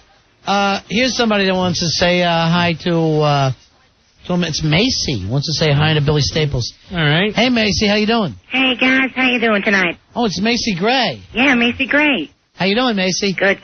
Billy, listen, it was an unexpected win, but congratulations. Now that you're not having women troubles, well, I want to confess my love to you. Oh, now this is exciting. Maybe get down there and lick the fro. Yeah, well, Let your freak go. You guys are too funny. I love her laugh. Thank you so much, Macy. All right, I love you guys. See ya. All right, bye-bye. There's Macy Gray. It's always, you never know who's listening to the show, Fezzy. No, The women are coming out for Billy Staples now. You know, speaking of you never know who listens to the show, I come walking in when O&A are done, and they got that girl from Survivor. Kimmy? Kimmy, yeah, from Survivor. That's it, right? So I said, hi, Kimmy, how you doing? I'm Ron, and we do the show next. She goes, and you were down the hall. Right. And she goes, oh, yeah, I listen to you guys, and one of you guys says, I smell. I stink and I smell. And I go like this. Yeah, that must be my partner Fez, because I don't watch Survivor. Oh, nice. But I think it is you that said that. I'm just repeating what they said on the show, Survivor the Outback, that she's a dirty girl and needed a bath, and they couldn't wait to win the shampoo. I know, but it's one thing to say that, another thing when the person walks up to you. And I go, oh, you're looking for my partner Fez. He's always saying stuff like that about you. And you watch that show, too. I don't watch TV, I'm saying to her. I don't know, but you're a very pretty girl, and you smell great. Never would have been me. Very uncomfortable moment for you, though, Fez. Golly, I wasn't even here for it. Yeah, I pointed you out. I said, there he is down the hall right there. And I look like I smell great. Yeah, right. Come dragging myself. You smell good on the radio. That's the beauty of it. The same clothes I I wore Fezzy, Friday. this thing between Billy Staples, Paranoid, done. Shut down. Forget about it now, right? Oh, yeah. We got Paranoid, the man of the week knee, on the line right now. How you doing, Paranoid? Perry. Ron and Fez. Billy, what's up, guys? Hey. Billy, congratulations, brother. You brought it. You kicked my ass. I have no excuses. And I apologize, brother. Oh, that's great. Is that That's classy? Great. You know what, Paranoid? And I'll tell you this. Oh, he's gone. He hung up. That was all he wanted to do. Yeah. We could call him back, but that's a very classy thing to say. And I'll give Paranoid this situation as well. Paranoid showed up, and all those people from the message board, ronfez.net, told me he wouldn't be there. Right. And we even, in the promos, card subject to change, let's face it. That was for him. That was Paranoid. And some of the big wheels were telling me, don't expect him to be there. And I go, the guy tells me he's going to be there, I'm going to trust him. Mm-hmm. He came there, he gave it his best. I guess he's got a weak knee. We didn't know that. Maybe he didn't know that. Yeah. Now, but the guy showed up. And now afterwards, and, Al Dukes can learn a lesson from this, says, hey, I lost fair and square. That's all people ever want to hear. Right. We still haven't heard Al Dukes apologize to Joe Poo. Hey, Paranoid. Hey, brother. Now, I'll tell you something else. Whenever we do another one of these things, I'd like to have you come out and do some music or something. That'd be great. That's something I'm good at. I feel like you're part of our extended family. Is that okay with you, Fine by Billy? me. I accept his apology. Because, when I was a little kid, it seemed like the guy that you would have a fight with the first day you met might go on to become your best friend. Sure. And maybe, Billy, now that you're in your single mode now, you and Paranoid might go out chasing Pony together. Got a running buddy. Next time in D.C., we'll hook up. Sounds like a deal, Perry. How often do you get to D.C.? Could there be a new band on the rise? Wow. Oh my gosh. A new collaboration? Now, what do you play? You play cowbell, right, Billy? Pretty much, yeah. Are you still partners with Paul? Yeah. Wow. Really? Through thick and thin then, huh, buddy? Through thick and thin. He's on his way to Aspen. He's leaving now. He's going that far away. He's going that far away. Oh, that was you don't a bad think they've show. heard about it in Aspen, Yeah, huh? that was a bad show then. Yeah, I guess so. Heading to the mountains. Gonna hole up for a while. So I just wanted to apologize to everybody for the knee going out. Billy, he kicked my ass, and he definitely would have won even if the knee didn't go out. But it's pretty screwed up. I'm going to be out of commission for a while. Well, we'll see you at the next gig. All right. Maybe you put together a song for us, okay, Paranoid? Hey, you guys take care. Thanks. It was a lot of fun. And I'm proud of you for coming out there. I really am. Hey, you guys put on a great show, man. Rock on. All right. Thanks, Paranoid. Yeah, that'd be nice to have him out. I always love it when the retired fighters come out and just kind of blow kisses to the crowd. Ali would love to do that. I remember when Joe Frazier started the band. It was like Joe Frazier and the Knockouts. This is Joe Frazier. This is my band, the Knockouts. Down goes Frazier! Down goes Frazier! Down goes Frazier! But I got to tell you the truth. That is a classy guy. That's what you do after you get your ass whooped. Then the other guy goes, hey, thank you very much. Right. You end up shaking hands or hugging. This Al Dukes is still annoying. How could you have animosity after a guy like Paranoid calls in and says what he says to you, Billy? No, you can't. The guy's a man. He's a stand-up guy. He took the beating I gave him, and he called up and apologized. Now, here's Al Dukes has a complaint about something that happened after the fifth time. Right. Joe Poo knocked him on his ass. Screaming, I'm not used to getting hit in my big glass head.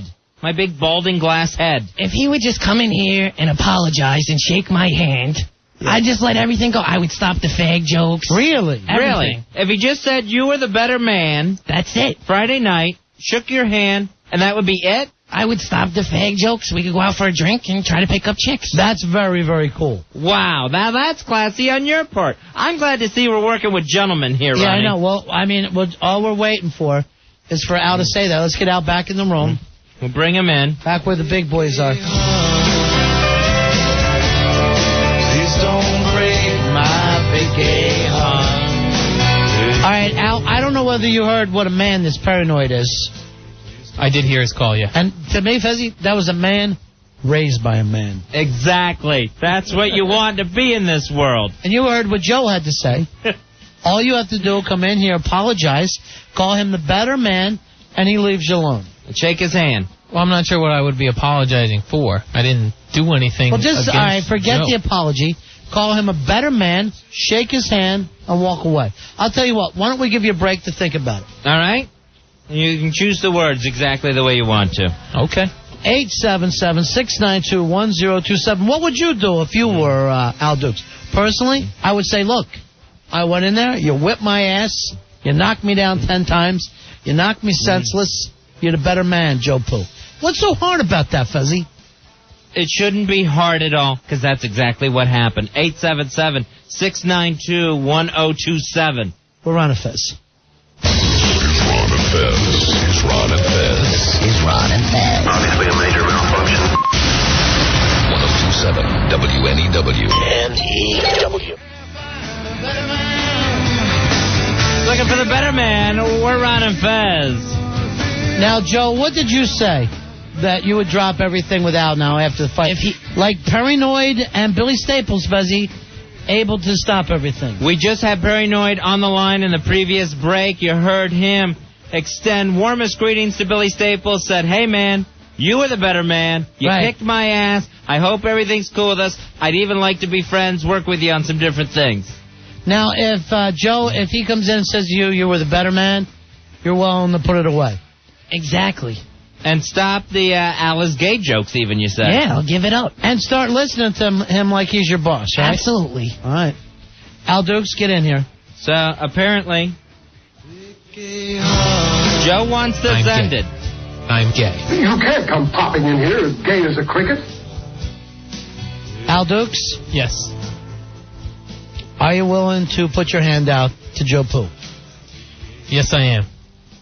Really? Yes. I'm shocked. All right, go ahead. We'll let you go. I want to hear it first. I'm the better man. Joe is the better fighter that night and boxer. All right, so you're not going to do it. You're not doing it. He was the better fighter that night. Absolutely. He's the better man, is what you say when someone whips your ass. No one ever says the better boxer won. You say the better man won. Right. And next time, whatever. You can say savor the flavor, whatever you want. But right, but you got to say he's the better man. Well, I think the better fighter won, definitely. All right. Then you're not doing it. Joe, I'm sorry, he's not going to do it. I tried. Yeah. You extended an olive branch, which was nice, because you didn't even have to. You won handily Friday night at the Big Ass Night of Fights. Exactly.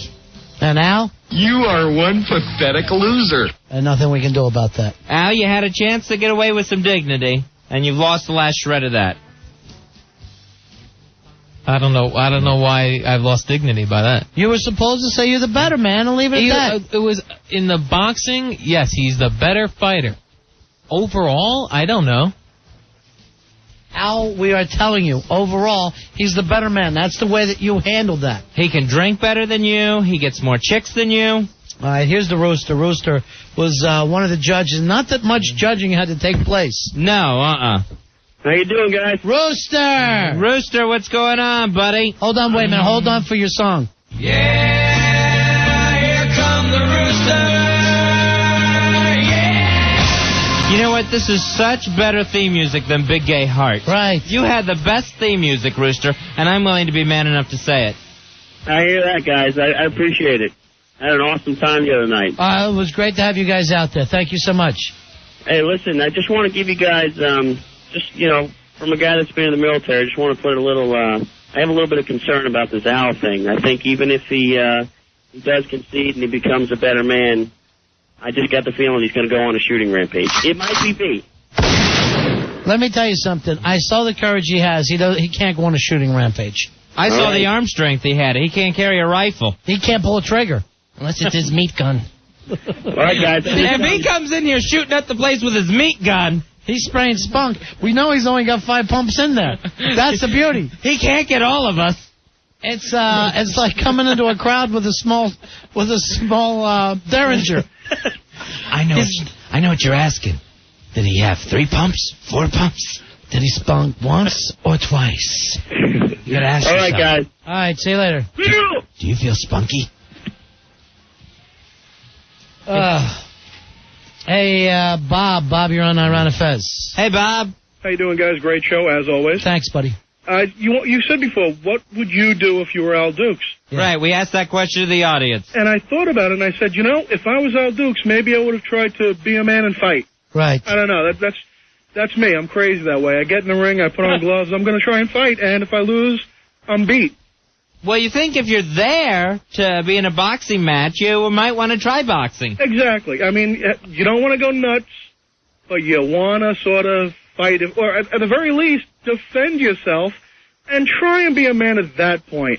He's having a lot of problems of that nature right now. Just tell him, you know what, Joe, you beat me. Act like a man! Exactly. All right, thank you very much. Thanks, guys. Thanks for the call, Bob. Fez, like I always said here, this is you can't teach heart. You train people to do different things, but you can't train the heart part of it. Yeah, you can't give an injection of passion into some people, a passion transplant. And I'll tell you what, in this world, you don't get defined by your winning. You get defined by how you lose. And we just saw a very poor example of that. Right. And I'll tell you something else. This is maybe why the other guys are looking up to Rory as the producer. Yeah, that's true. Because Rory's had up nights, he's had down nights, but I will say this, he takes responsibility.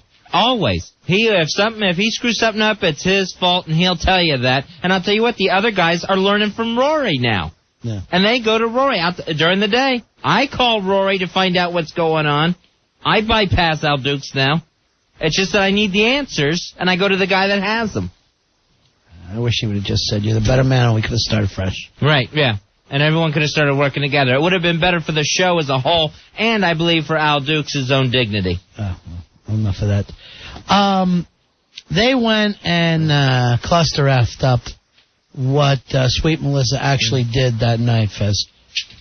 Right, she did a very, very nice, uncensored Moan of the Night live at the Downtown in the ring. Now, I know that you couldn't get all that on the air, but for some reason they did not keep the raw tape of that. Yeah, the raw audio that you could have gone back and cleaned up and then put it on the air. Right. Instead, they hacked it to bits and didn't even save the original. I don't know what kind of retard was doing that. So let's just, we'll just grab it and play what we can, okay? All right, here's Sweet Melissa live at the Downtown. Oh, baby. Oh, you would have me right here. But everybody's watching. They'll see me. They'll see me. Oh, you're rubbing your against my ass. I love that. Oh, I love her so much. Can I put my mouth on it? Do you mind? Can I sneak it a little? Makes me really, really, really tired. Oh, I don't deserve this. Oh, I am not good enough for you. Oh, please. Oh, like that. Oh, please. All right. I wish we had it all for you. Yeah, I but wish we don't. We had it all because she drove the place crazy, but I know we couldn't get it all on. But she was saying F my T's, I love it, do this in my face. It was just great, but that's all we did have from that night. That was all we were able to salvage. But, here's the lesson learned. You want to see this stuff, make sure you get out to the club. Yeah, right. Make sure you see it in person. Then you get it with no bleeps at all. And the money that was being thrown at the stage, I couldn't believe it. That ring was covered. Me and Ronnie both picking up the bills. Bills are bouncing off my forehead, Fez. You couldn't pick them up fast enough. And in the meantime, this is the same town, nobody will throw a buck towards a homeless guy. The homeless people ought to learn to moan. Hey, Luke, you're on Fez. Hey, Luke. Hey. Yeah. Great show, guys, as Yes, always. You asked again, what I would do if I were Al Dukes. Yeah. I might do the world a favor and take a bath with a razor blade. It ain't gonna happen. He doesn't have that kind of courage. All right, see you later. Hey, Homer. Homer, you're on Ron and Fez. Hey, Homer. 5177? All right, buddy. Hey, 5177, what's up? Hey, I think whoever, you think they cut the tape, but I think they just took it home. Batch into it? Yep. It's probably somewhere in Rudy's den of All right, rubber. That's Ew. it. That kid lives like the gimp as it is. Goes home, puts a discipline ball in his mouth, and goes to bed for the night. Crawls into a sucky bed and then draws the air out. Night-night. Night-night in the sucky bed. Hey, Jimmy. Jimmy, you're on Ron and Fez. Hey, Jimmy. Hey, guys, how y'all doing? Hey. Oh, great night. Great night. Yeah. Thanks, man. Tell Al to stop being a little girl, shake Joe Pooh's hand, and say, okay, you won. We're not going to be, here's the problem with that. If we bring Al, he stalls. Some people, I'll tell you who's just saying it to me, the heckler, he just wants more mic time, and sometimes I think that's right. Thanks, Jimmy. Right, he'll come in here, take up our time, and then not say anything or do anything, so why bother at this point? It's so damn annoying. It really, really is. And you know what? No one in this room, no one in the audience should expect any different. No, you're right. He hasn't changed one bit from getting his ass kicked at the big-ass night of fights. Hey, Carlos. Carlos, you're on Ron and Fez. Hey, Carlos. Hello? How you doing, man? How are you? Okay, buddy. What can we do for you? It's number 7630. Hi, I was just looking at the website, and I saw the angle shots of Crazy Claire. Yeah. And that's one hot chick. All right, thank you very much. Crazy Claire did a wonderful job out there with Frenchie. Those two, they had a couple little fights, and then they kissed and made up. Well, that's nice. That they can have those disagreements backstage, and then once they get on stage, it's about the show. It's about teamwork, and they can make up. Now, another exciting thing that happened that night is when Opie came out, Psycho Mark came out, Hot Liz came out, then something happened between the three of them. And I don't know, that whole situation. I'm not sure what happened there. We were doing introduction of a VIP guest that had stopped by. Do we have the Opie intro? Because the place went crazy. We had to look for that later. All right, see if you can find us that. That was like one of those situations, Fezzy, when you're in a band and like another guy from another band comes out. Oh, and nice. everybody's going crazy. Right, that's excellent. Like you think you're getting tickets to Little Steven. And then Bruce comes walking out. And there he is. Crowd having a great time. Like a wrestling run-in. Just popping. Apparently something happened between those three. That all took place backstage. Fez and I were on stage at the time, but... So we don't know exactly what happened there. Now, we get into some of this stuff of who was happy with their backstage stuff. I can't believe people still bitch about that. I know. Trust me, there's no reason. There's nothing back there. Right. It's my water and my jacket. If you'd like to see it, stop by. I'll show it to you here. And why you want to go back there? I mean, the stage is where the show is. Why you want to go back and see Billy Staples in his underwear before he comes out? Because he's walking around everywhere, like maybe one of the girls would be excited. But that's not where the show is. That's not the fun part. Unfortunately, we all got to see Billy Billy got all dressed for the fight, had to go back into the dressing room, stripped down, and he goes, I forgot my cup. Right. So we all had to see it twice. Yeah. Trust me, it's nothing worth seeing. Billy's a very nice guy, but doesn't look good in underwear. Again, you're being the better man, Joe Poo. That could be the name of this show. Doesn't look good in underwear. Also, here's a... Hawk fact. Hawk fact. A Hawk fact. A lot of our girls were pissed at Hawk. Where in the Hawk, take a microphone, buddy. Where did that come from? I saw you getting a face job from one of the girls. She was letting you have it after the show. What's a face job exactly, Fez? And when I worked on the car lot, we always called it a face job. If a customer showed up and there was something wrong with their brand new Oldsmobile, and they were just screaming in this car salesman's face. And you got to take it? Yeah. We call that a face job. There's lemon laws in this state, and you're going to fix this car. I love the term face jobs. There was constant face jobs on that car lot. What a bunch of junk we sold. All right, let's find out from the Hawk. What the F happened? You got this face job. Well, during the breaks, during the intermissions. Yeah, when we start playing music in the club, right? Yep. Crazy Claire decides to come out, and she's walking around the ring and waving hello to everyone. That's nice. Yeah, but then... In the ring? Yes. Okay. And then Frenchie's off to the other side, and she's, like, signing autographs and stuff. In the ring? No, right to the side of the ring. Okay. Well, that's nice. Well, yeah, but then I see the crowd start to, like, get really close to the ring, and then the whole club starts surging forward. Oh, my gosh, it's Velociraptors. And I'm like, get the F out of the ring. The whole crowd is going to gangbang you. All right, so you were doing that for their own health and welfare, you said. Yeah, that's my take on it. I think they had a different take. So like a hungry wolf pack, they're starting to surround the little lambs out in the ring. Yep, and I told the girls to stay backstage, during the breaks. Don't come out. Keep the area clear. So then, when we bring them out, the crowd will be more excited. We'll be more excited. But they didn't want to listen to me, and those two particularly just came... Did you call them bitches and whores to their face or something, though? Did Maybe you say bitches. Get the F down? Oh, I definitely said get the F down. I heard Hawk dropping F-bombs backstage at the girls.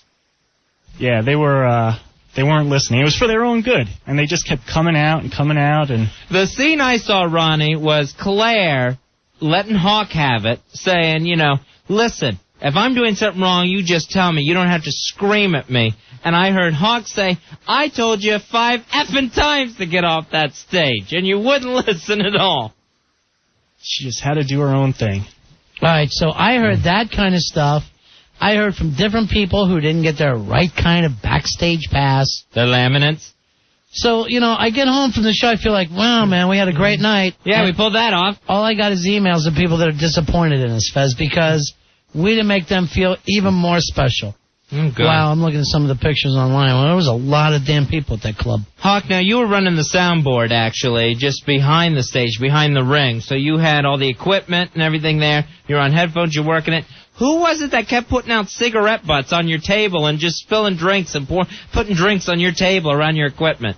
Well, after Darlin and Allie were finished with their drinks, they were just setting them right by my They were handing them to you like you're a waiter? No, they were just setting them on the table by all the equipment. And that table was not steady, so any second that all that stuff was just going to come down. Did you let them have it, too? No, I just gave them dirty looks. All right. So they were some of the people that were upset that that they didn't get to see Billy in his underwear. Of course. They didn't have any place to put their drinks. They're empties. They didn't miss much. I love how they missed a lot. Too much. I love how you can't do enough for some people. That's always the nicest thing in the world. I don't understand it. I mean...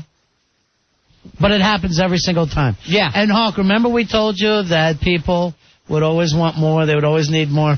Oh, yeah, definitely. The thing I can't get is, like, Allie, who's in the business and who works at a record company. You would think... Right. Oh, I thought she was at the door. You puss. You big pussy. She's not here. No, you'd think she of all people would, like, not see Opie and start screaming his name and try to get over the rail to touch him and all that. Really? She did that? Touch Opie? Yeah, and even he said hello to her, they talked, and he was moving away, and then she's like, Opie! She just kept screaming at him. I thought she was drinking heavily or something. I just didn't get it. Oh, that's rough. That's a little embarrassing. It's unprofessional. Yeah, good point. Because Opie was a VIP guest. We invited him there, and we wanted him to feel comfortable if he wanted to attend. And another thing she not did. Not just berated her, by Hawk. groupies. There's a Hawk fact. There was a lot more people than just Allie who felt like they should have gotten more stuff. Oh, yeah, but this one fact in particular, we had Lisa Croft was just about to come up through the stage, and yet the crowd didn't see her yet. No one saw her yet. And so Allie's off to the side. She has a better angle, and she's screaming, Lisa, Lisa! And we didn't even play the music or anything. Right, so you're saying don't give it away. Basically, yeah. Right. It's driving me nuts. Oh, God. Trying to pull the curtain back. I never get that part of the business either. No, And that Lisa Croft, back in the 1920s, if she was wrestling on riverboats, they would have called her, the term was, a hooker. Right. Not a prostitute, but a guy that goes in the ring and breaks legs on purpose. The way she went out of Friday Fright. I tell you, if I had it to do over again, I'd have taken Friday Fright's mask off. after we told her, take it easy on him, he's blindfolded. Right, and, Fezzi's going to do this bit to end the thing. This was like a little comedy bit, not the normal boxing. Right, not that she was going to lose at all. She didn't have one thing to win or lose in that match. She knew I was going to go out there and hit him with a big sack. We ought to set her up. I don't even buy sack. Hey. That happened later, on the ride home. When he was still blinded by the flower. I wonder why he was all white. Powdery. Hey, I looked at our pictures. They're not as good as Pantera's. Oh, yeah, the ones on... yeah, they're just crap. Yeah. Who took those pictures? I have no idea who took... Oh, I think that was the girl who broke the camera? Yeah, she took some broken camera shots. And then, while we're trying to get the girl from promotions, while we're trying to get back and forth on the stage, I have to keep hearing about the camera. All the station shots just had her picture and a thumb. She's insane. And why won't she brush that hair? She could be so pretty. She's so post-punk. She really, really is. Looks like she come with a rock. Grunge is over, honey. Wow. She's only grunge from the neck up. The rest of it is like Donna Karen. I told Kimmy from Survivor 2, you think you're dirty? Look at this one. She looked like she combed her hair with fish bones. She's wearing a bone in her hair like Wilma Flintstone. Seriously. You can't... She rubs a tumbleweed through her hair and acts like she's ready for the day. That's a good point. I'm going to point this out to all the ladies listening. Do not eat a chicken wing and then try to brush with the bone. All right? That's just grease. It really is. It's not going to make you look any better. You're just greasing your hair. 877-692-1027 is our toll-free phone number. Looks like she shampoos her hair with Pennzoil. Hey, this Friday, Fezzy, we're giving away a trip to the spring break situation. That's right. Spring break going on. We got a trip to give away. It'll be given away this Friday. We're sending our interns. We're sending Tenacious C and Wonder Boy down there. And then I guess 2 people get to go with you, Wonder Boy? Yeah. Is that how it works? Yeah. Now, why do you think you get to go? Because you did such a good job of not letting people fall into that gap? No, I don't think that would be Or because you mic'd the crowd when Paul Bond was getting attacked? How many people did you let fall off the stage? I kind of when that 5. was your job? I think 5 people slipped through the cracks. Try 5 times 5. Idiot. I know there's more than 5 went in. Hawk, you went down, right? Like an idiot? Hawk, you fell off the stage first, right? Yep, that was before the show even started. I wanted to check out the ring, so I walked towards it, went right in, and then Roy's like, maybe we should put some tape over there so people could see that. I was like, oh, thanks. Now that we've lost Hawk, at one point, Billy Staples, trying to get in the ring, falls off the stage, tries to pull himself back off, hits the table with the ring bell. The ring bell falls off the stage into the abyss. Coming and going, he's a total disaster. Frenchie can't have kids now because she went down and cranked whatever pelvis bone she had there. I mean, I saw that happen and my heart broke. Oh, I yeah. went, all right, there's a girl taking a shot in the labia. You don't want to see that, Fuzzy. No, and especially when a girl's trying to get into the ring to look sexy and to be sexy and entice the crowd. There she is hanging halfway off the stage by a heel. Lisa Croft fell and got stopped up by her boobs. Thank goodness her boobs were there to save her. Instead of Wonder Boy, who was just basically pushing lemmings off a cliff at that point. Wait a minute. I just got this after the whole Hawk story. Yeah. This is from Frenchie. And let's give her a call. Let's just give Frenchie a call. Does anyone have Frenchie's number? But somebody here must. She says that Hawk practically pushed her down the stairs. Oh, my gosh, you maniac! What is wrong with you? I did not physically touch her. I was guiding her. I was, putting my hand out. Silence. You tell that to the judge. Right. You're manhandling women. Stair pusher? It's for their own protection. Throwing them down a flight of stairs. She said she tried to call, but the phone kept ringing. The person you're trying to reach is drunk. Please try your call again. He's making love calls to Jenny Lobster Claws. Jenny. What an edge. They're going out for tequila and salt water. We went together like lobster and hot butter.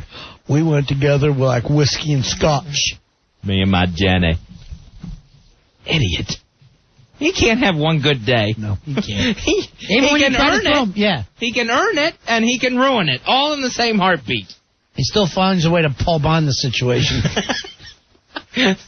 It's a 5-minute honeymoon with Billy. At best.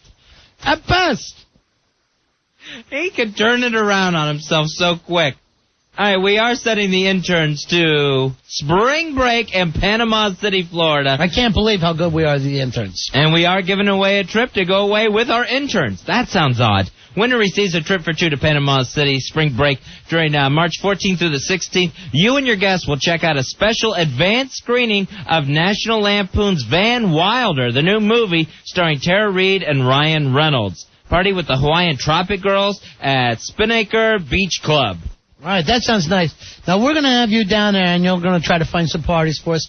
Right. Here's the problem. You don't party yourself, right? But I know where they are, though. I know, but you're going to be like a narc showing up. Yeah, you're straight edge, Wonder Boy. No, I promise I won't narc anybody You're out. dull edge. Why can't you just drink that week? All right, let's see what I can do. Maybe we shouldn't send him, Fez. And ruin the whole spring break for everyone? Sending the cops down there. I don't get it at all, Fezzy. I don't get these younger people. Now, Tenacious C's going. She parties, right? Yeah, yeah. Oh, yeah. She's perfect for Just spring show me break. how. Show you how.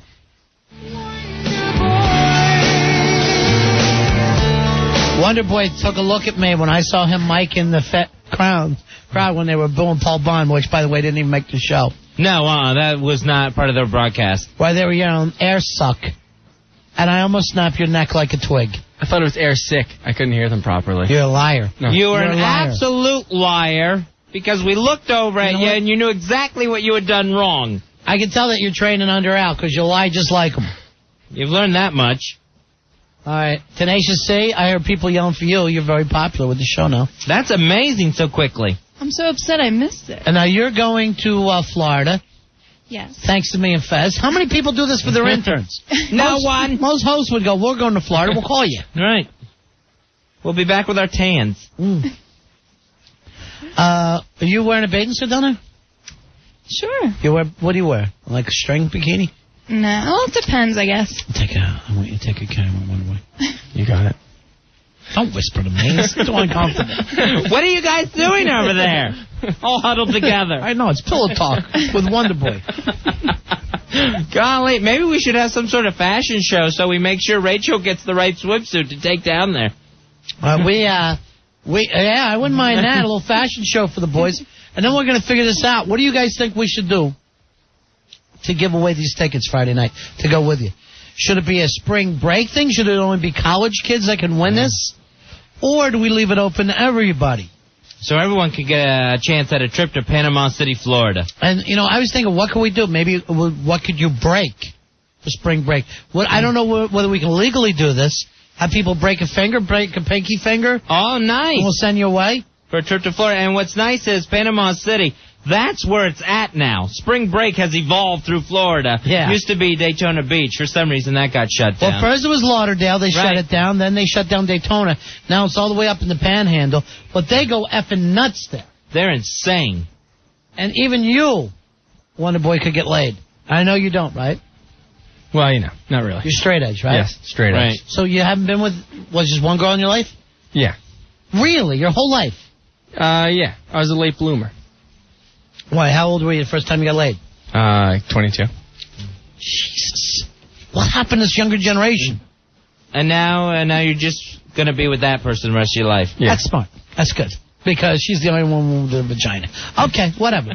He found that perfect girl, Ronnie. Yeah. The one with the vagina. Right, she's the only one that's got one. All right, here's Frenchie. She's going to give us her... don't give me the break thing, you son of a bitch. Hawk is giving me the break signal. We've got to go to spots immediately. All right, Frenchie, in your own words, what the hell did this Hawk do? Well, Claire went onto the stage, and I was just trying to light a cigarette, and he came over and was, pushing me down the stairs and cursing at me. What was he saying to you? He was just saying, get off the effing stage and, yelling at me, and I told him he didn't have to be rude to me. He just had to ask me. I was just trying to light a cigarette, and he just kept pushing me down the stairs, cursing. Cursing and pushing all the way down a flight of stairs, which, by the way, was, a tricky flight of stairs. It was. Now, Frenchie, did you see the crowd surging towards you? Right, but Annie was standing there, and I was just lighting a cigarette. I wasn't talking to anyone, and he was more concerned about getting me off the stage than getting Claire out of the ring. because the crowd was going towards you guys were going to be like gang raped or It crushed. seemed like they almost got gang raped by you, Hawk. I know, you seem like the only one that put them in physical harm. I wasn't near anyone. I wasn't near anyone. I was lighting a cigarette, standing up in my own little world, and Claire was in the middle of the ring. Who are you, Pimp Daddy Hawk? I'm like the Secret Service. I have to protect them. Oh, I see. So it was more of a Secret Service thing. And you're pushing Jenna and Barbara Bush down a flight of stairs. And said, get the F down there, bitch. Right. Before I break a foot off in your ass. Bush, bitch. I know that he was under a lot of stress, and he just wanted us off the stage, but he didn't have to, like, push me and yell and curse at me. He just had to ask me, and I would have calmly walked off the stage. I've never found you to be anything but a young lady. Hawk. How many times did I have to ask you and Claire to clear the area? Hawk, you didn't say anything to me until you started pushing me and telling me to get the F downstairs. That whole night, I didn't talk to you at all. I never said... Not at that point you hadn't, no. Oh, see there, you're lying right there. I was not lying. Claire Yes, you was in are. the middle of the ring, and I was in my off on the side, not even bothering anyone. Okay. Hawk say no that you're fibbing about that. I'm not fibbing. I would have walked downstairs. There was nothing up there for me. I was just smoking a cigarette. You can't smoke downstairs. Yeah, what's wrong with that, Hawk? She needs a little cigarette every once in a while. She's too young to smoke. That's not your decision. I'm 20 years old. All right, Al wants to come in, of course. All right. If 5 minutes goes by and Al's not on the show, he's disappointed. Right, and then he doesn't have anything for best of. What do you want to say, Al? That I had to tell Frenchie and Claire numerous times to move also, and they wouldn't move, so I was glad to hear that Hawk actually got them to move. Al, I said great. if Hawk asked me to move, I would have moved. Not if you asked me to move. Al, you can't even get two young ladies to answer to you, to pay attention to your orders? I told them to get off, and then they kept going. That's when I saw Hawk Why don't you approach just them. tell Ice Cream Girl to get off? Get that off for a change. Right. Instead of what you're doing with Frenchie before you're moving on. Anything work out for you, Franny? I know. Again. I rode the bus home with everybody. The short bus with the Justice League of Losers. The loser bus. Now, what was Grub been doing back on the bus? Doesn't he live on Long Island? I know. Shouldn't he have been going the absolute opposite direction? Was he chasing Nurse Myra? He's got an apartment in the city also, as well as his estate. Did he get Nurse Myra? Did he get her? No, he spent a lot of time working on it, but didn't work out. That kid's not gay. I am Frenchie? shocked. Frenchie, I'm going to apologize to you, okay? For Thank Hawk you. and for Al. I mean, 'Cause- it's fine. I know that they were under a lot of stress and they were just trying to do their job, but it didn't make you feel really loved at the time. Ronnie and I were under a lot of stress, and we never shoved a woman down the stairs, did we, Ronnie? At any point? Just Al. Oh, yeah. All right, hold on. Here's Eric. Eric claims he saw this. Eric, you're on Run of Fez? Hi, Eric. Hey, boys, what's happening? Just want to say I had a great time on Friday. It was very, very, very, Thank you very much, my Well, friend. thank you. You're the first person to say so. Thank you. Listen, I can verify French bread pizza story. I was right in the VIP section, right behind Rooster and Patera, and she signed an autograph on my big ass card. I don't know if she remembers me. I thought she was Crazy just, Claire. I thought she was just smoking a cigarette. Now she's I know what she's saying This was earlier. Just earlier in hold the on, night. Hawk. So what happened, Eric? She was just signing autographs and talking with some of the people, and you know, I didn't think she was bothering anybody. She wasn't in the way of anyone or impeding anyone from doing their job. I don't know what his problem is. That was when Al was trying to get us downstairs. That wasn't when Hawk was trying to get us downstairs. But yeah, I remember you, Eric. Okay, thank you, sweetie. Just so beautiful, I must say. Thank Oh, me? you. Oh, all right. Thank you. Oh, okay. Thanks, Eric. Thanks, boys. All right. So I don't know how to tell guys on the show this. I've told Tuttle numerous times. Stop hitting women. I know. All of you guys stop hitting women. You'd think it's a given at this point. You're lucky Frenchie doesn't have a guy to stick up for her. You'd be knocked out now. Right. If that was my girl, I'd smack you every which way, Hawk. The friend's house I'm at right now says he wants to fight Hawk at the next night of fight. Who wants to fight her? My friend Scott. Because I was telling him the story when we were listening. All right. Nobody. Yeah. Is that Scott there? Drinking. Yeah. All right. Yeah. Wow. That's him yelling. Frenchie hooking up tonight. I don't even worry about next. Feet down. You know what? Tell Scott to come on over here now. Let's see how tough he is. Hawk's waiting for him. Tell him tonight's the night. It's He his would lucky come. night. Beat down. He would come. That's the sad thing. down. Oh, no. All right, we'll see you I'm later, just trying to Frenchie. ignore him. All right. See ya. Yeah, he's bright. Beat down, he's yelling. Beat down. You gotta watch when you hit a woman. They sign a restraining order. All right. 877-692-1027. It's the Ron and Fez Show. Ron and Fez. 1027 WNEW.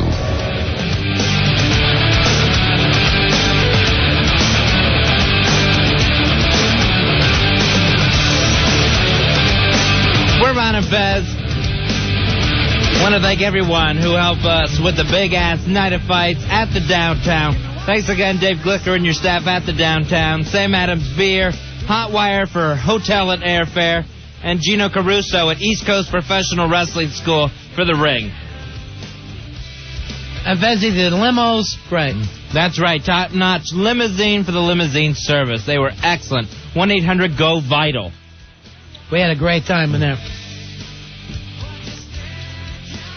Oh, and of course the guys at Fitness Lifestyles and Everlast for the boxing equipment that Al tried to throw away. Polo in a limo. What looks more ridiculous? Just crazy. And, God, we rode back with him. Yeah. And just talking maniac Hollywood nonsense. Yeah, he is a maniac. He is a mad dog. Polo. All right, we said we'd play some of these things. This first one where we brought Mark out. Yeah, this was Psycho Mark's introduction to the crowd at the downtown. A guy who thinks, yeah, I could probably let somebody butt in the boss's office and still keep my job. Of course, why wouldn't you? The legendary Psycho Mark! Psycho!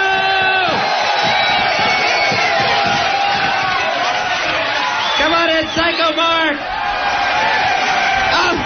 And Ronnie, he's been drinking! No! He's been drinking! Psycho Mark! Hey, how about the pants? Nut. Nice.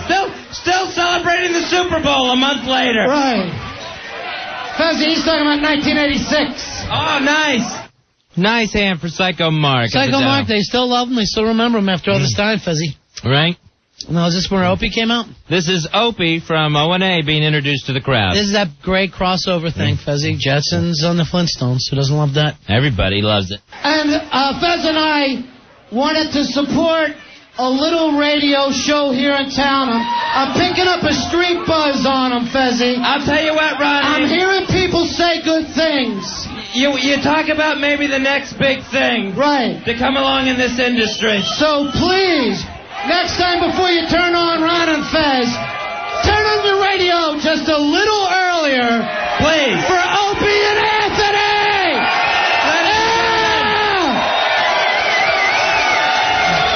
Opie on it tonight. Hold on, I got a problem. Psycho Mark, of course, you know from my radio show. Liz used to do stuff on my radio show. Now that Liz hangs out with Psycho Mark, Liz doesn't do anything on my radio show anymore. She could have represented New York in the Naughty Nighty contest. We could have used her. Who wants to see Psycho Mark's girlfriend naked?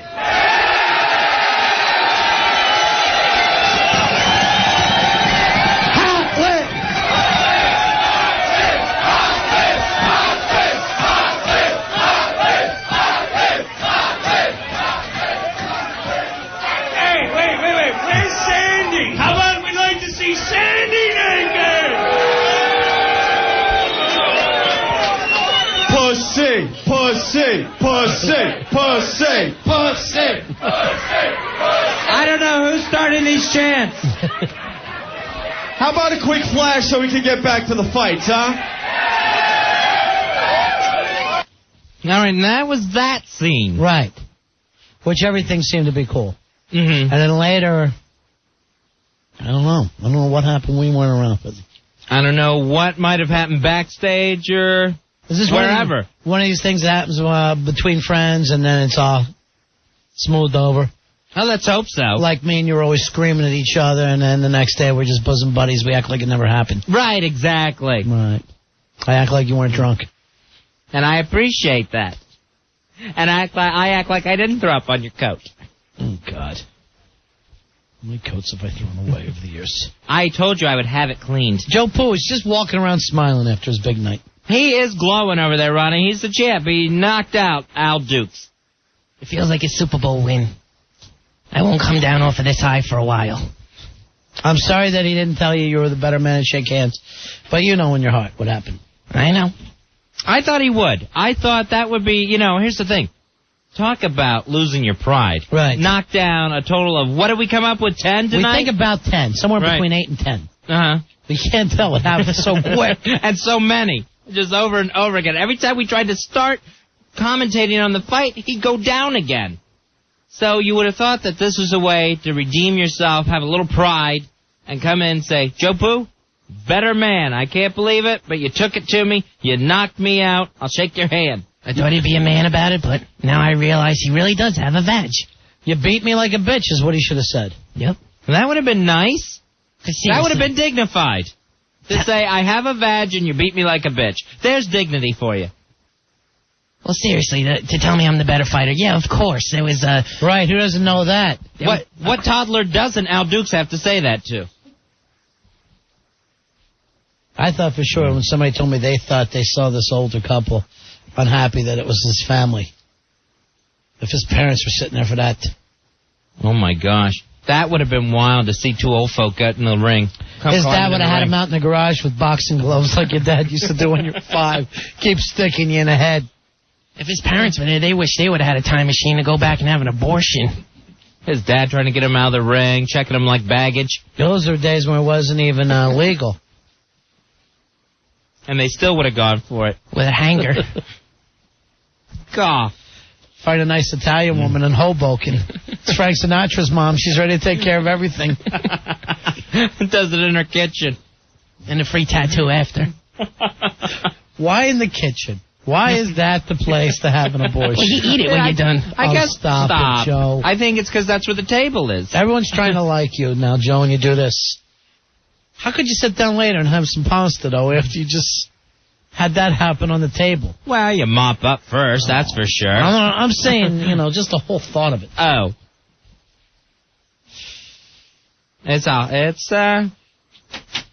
Should be a happy occasion. Yeah. Should be an absolute happy. It was the battle for no respect. Joe owes Al no respect. Right. But I would have thought that, the reverse might happen. Now I would finally start showing Joe some respect. Now, in a little bit, we'll play the live Nature Boy, Fezzy, which you missed. I know. Where were you, sitting on the pot again? Costume change. Yeah. So I had to put on, I think I went through 3 shirts that night. Yeah, right. I was sweating. My dress shields were just dissolving on me. The situation that night was, it was so electric at the club. I don't know what the hell was happening on the actual live feed. Oh yeah, we had no idea what the radio audience was getting to hear as part of the broadcast, because it just seemed like madness in the ring, and we didn't help with that. Hey, Joe, you're on Ron and Fez. Hello, Joe. Hey, Carlo the 14-999. Yeah, I wanted to ask the Bayonne Bomber what Opie said to him after he kicked out Duke's butt in the ring. Yeah, what happened? I know Opie brought you that cigarette, and everybody went crazy for that. Did he tell you thank you? Did he tell you way to go, kid? He's like, thanks for beating Al's ass for me, and WNEW and humanity. Wow. So that didn't mean a lot to you as a young guy breaking into this business. Absolutely. A thank you note from the whole world delivered by Opie. And he wanted his head, but I didn't want to go to jail. Bring me the head of Al Dukes on a platter. It was a fun night all the way around, though. I want to do another one real soon. I had a great time. I'm in. If we do another one, I'm in. I'll be there. All right, here's something. This had me a little upset, Fezzy. All right. The national anthem.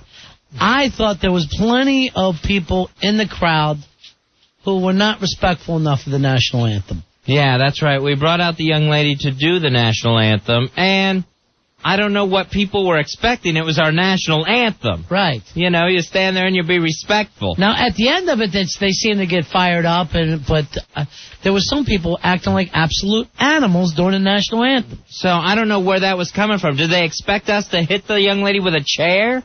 I mean, did people think... I heard people yelling, "Show your teeth," to the woman as she's singing the national anthem. Nice. Now, do we have it, Rory, or is that a little joke on me? All right. All right.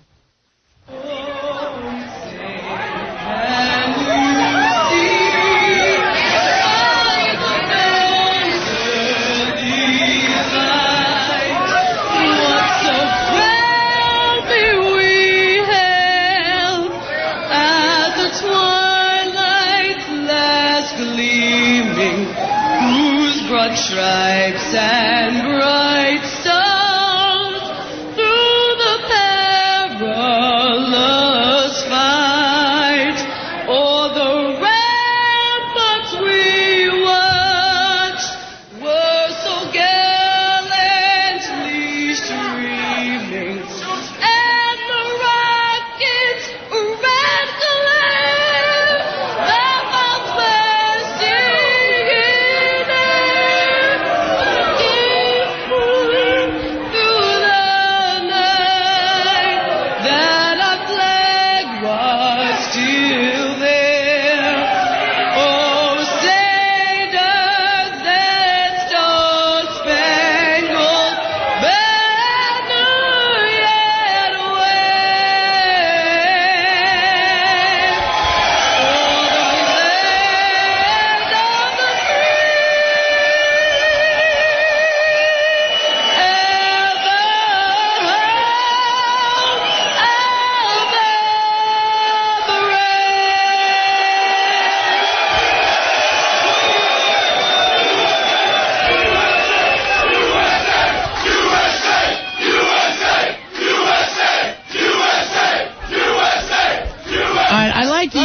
Stuff there at the end, Fezzy. Right, that's what you hope for. But why catcalling your national anthem?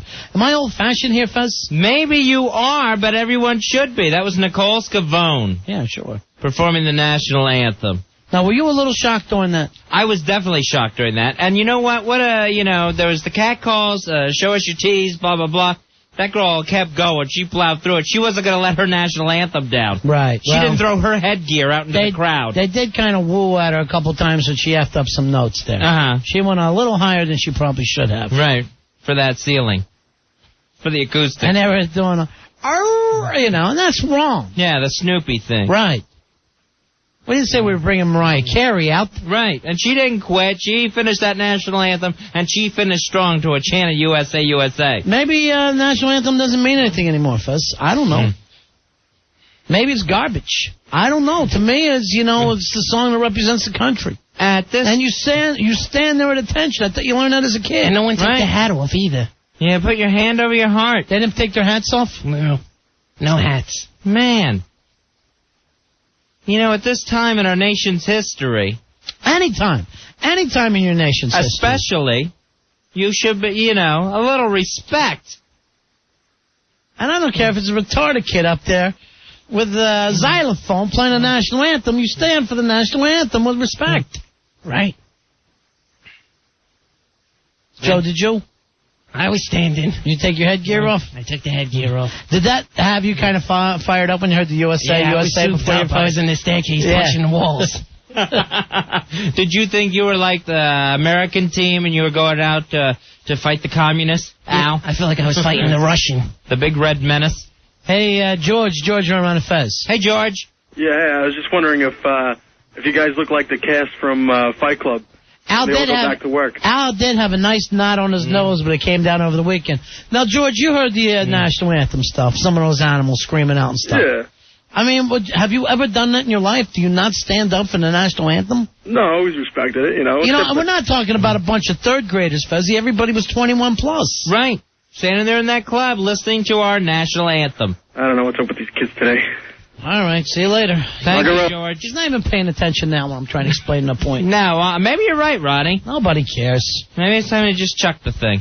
Alex, show him around the Fez. Let's sing Copacabana now. Hey, Alex. Remember that wrestler remember that boxer that was getting pummeled in and his mother went in the ring and hit the guy that was being... Yeah, imagine Al Dukes' parents doing that. All right, let me ask you this, Alex. You heard the national anthem thing. Yeah. Were you shocked people yelling and stuff during it?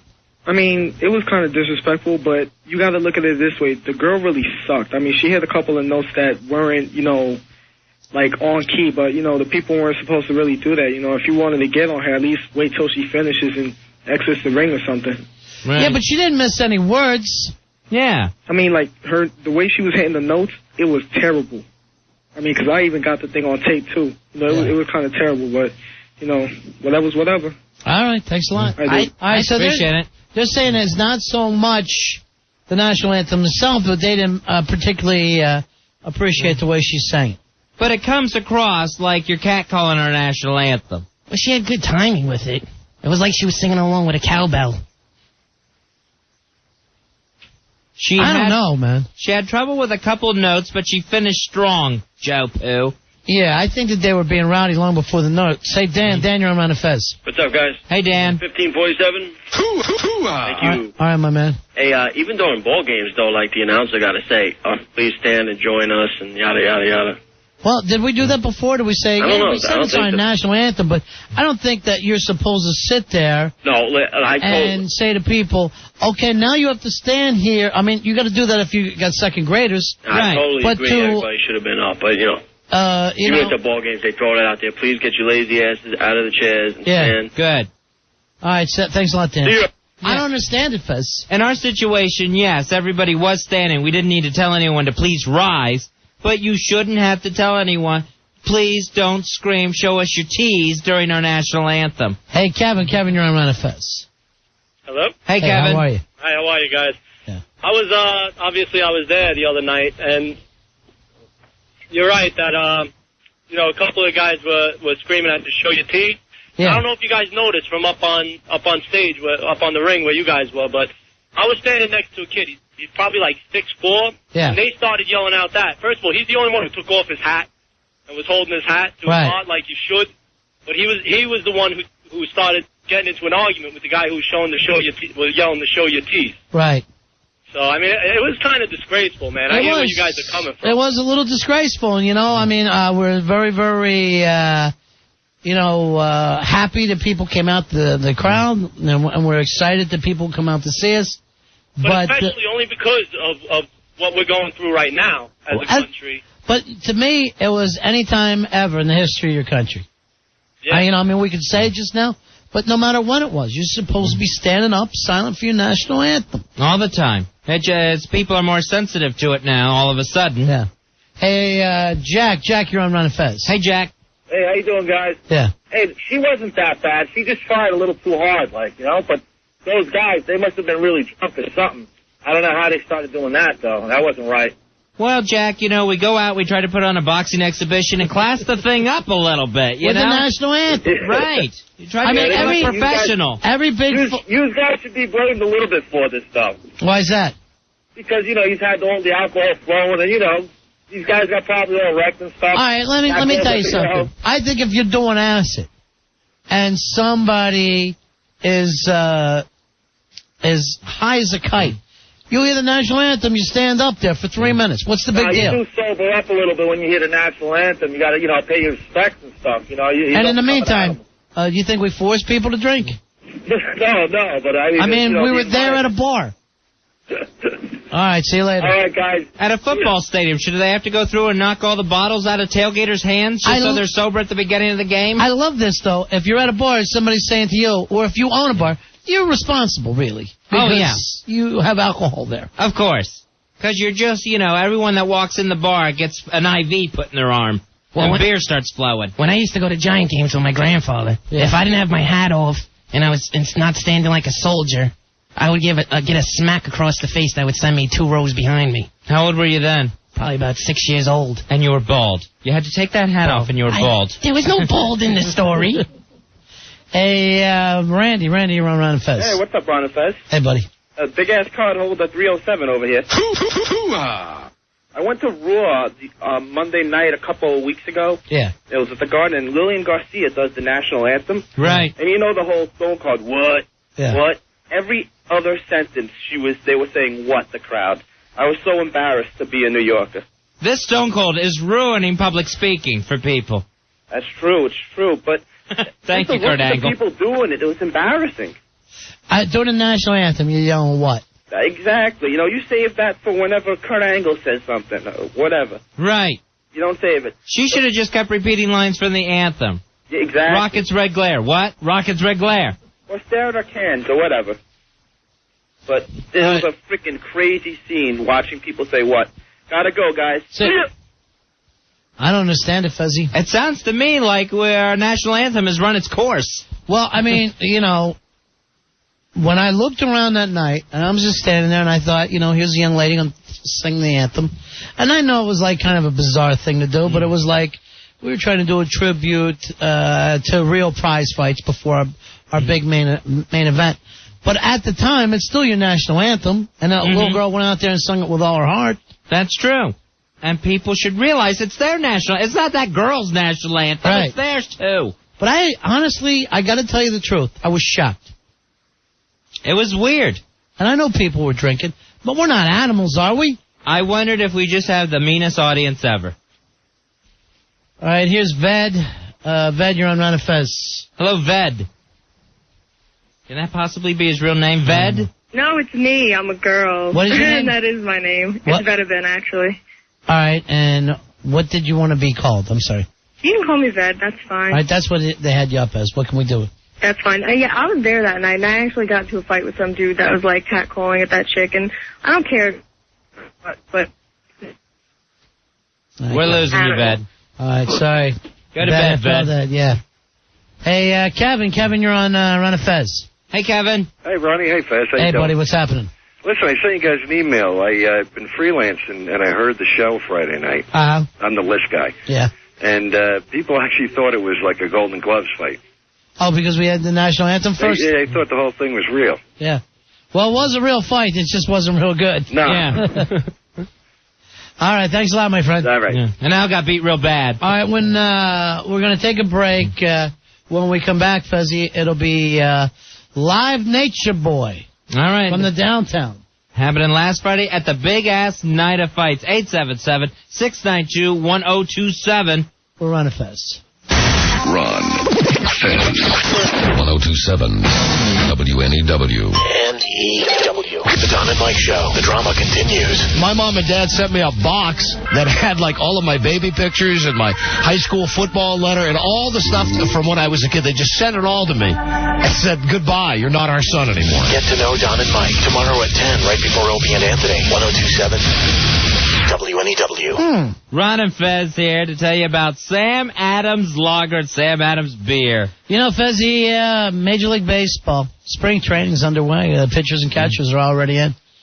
This could be my year. I'm ready. Really? You all set?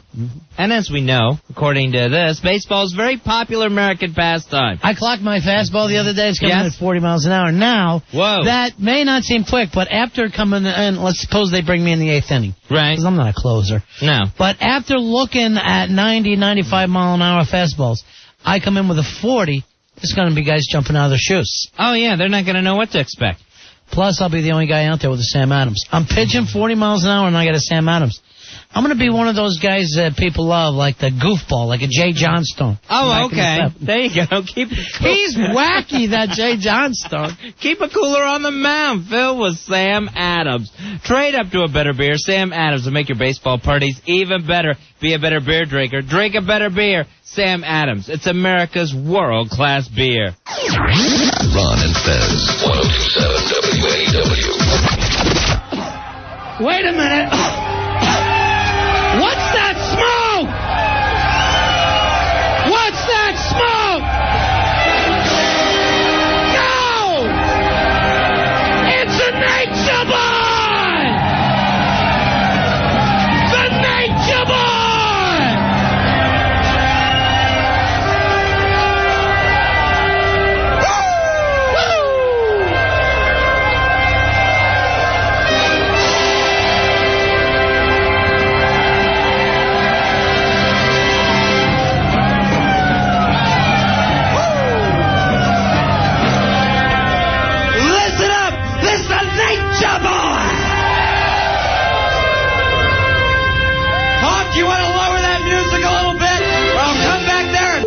slap you. Keep laughing. You're next, fat boy.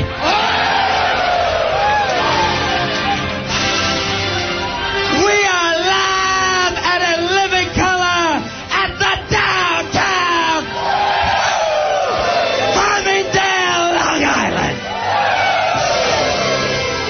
Now, before I get down to business, a medical update for those of you concerned with Billy Staples. Don't worry, he's fine. He's receiving mouth-to-bottle resuscitation. Actually, someone yelled last call and he stood right up. But thanks, Billy, for answering that age-old question. Could a very round peg fit in a squared circle? The answer is, by God, yes! Woo! Billy Staples, you look like a star coming through these ropes. And by that, I mean Star Jones. Now, down to business. Tonight, the fabulous Al Dukes against Joe Poo. 5 pumps versus Whiskey D. Never mind the Olympics. Tonight we simply have the Limp Dicks.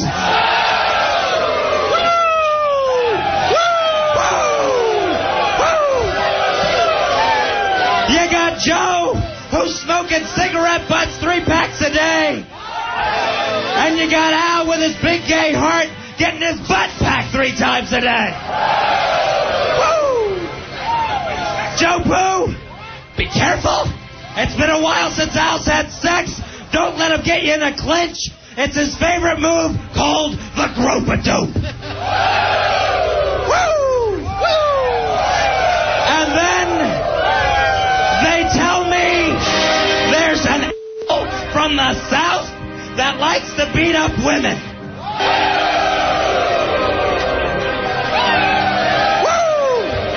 Well, we didn't get Cox, but we did get a dick named Tuttle. And Tuttle wanted his mama, his sister, his aunt, and his cousin all here for the fight, but she couldn't make it. Woo-hoo! Woo! Tuttle, that's the difference between you and the Nature Boy. You make girls scream by hitting them. I just make girls scream. Woo! We got different methods. You kick them, I kiss them. You punch them, I poke them. You box them, I bang them. But the thing is, big man, they both go walking away sore, don't they? Woo! Woo! The Nature Boy! Woo! Woo! Woo! Speaking of women, I gotta get backstage. Sweet Melissa's waiting for the Nate. She's saying, champ, do it like only you can, and let's do it all night long.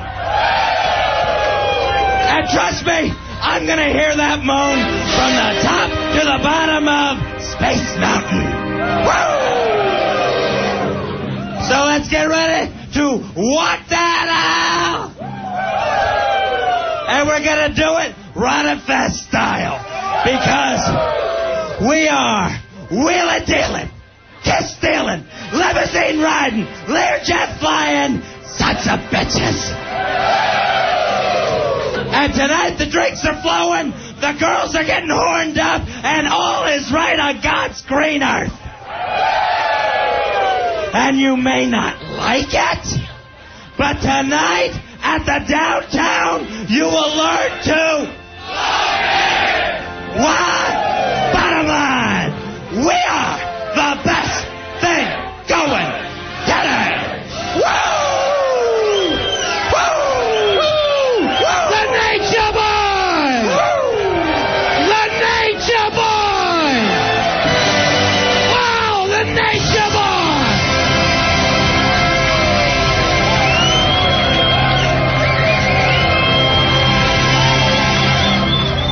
The Nature Boy! gentlemen. That was live from the downtown Friday night. The big-ass night of fights. He's good. Oh, yeah. He's good. What? Here's Bill. Bill, you're on Ron and Fez. Hey, Bill. Bill, you there, buddy? Yeah, what's up? How you doing, pal? I'm calling about the national anthem. Yeah. Bunch of disrespectful drunken fools at that place. Bad, real bad. I mean, this country's gone through so much lately and stuff. You should all stand proud and just respect that song to a hilt. I honestly, I don't understand it even one bit. I didn't understand it that night. I mean, I hate to say, but personally, I know the girl. I mean, actually, I was her ride home that night. Yeah. I kind of know her and everything. How did she feel? She was sick all week and tried to do her best to get into, like, you know, to not go out and hang and party with her friends so she can come do that show. And they treat her like that, you know. It's just they just treated the song wrong, and they didn't even have no respect for her. Right. It's not easy to get in front of a bunch of people like that. And no, sing. it isn't. And you know, I mean, her These guys voice. don't realize that. See them up there on that stage with the microphone and singing in front of a bunch of guys, and still hold their composure. And it's not like they started being disrespectful when her voice cracked.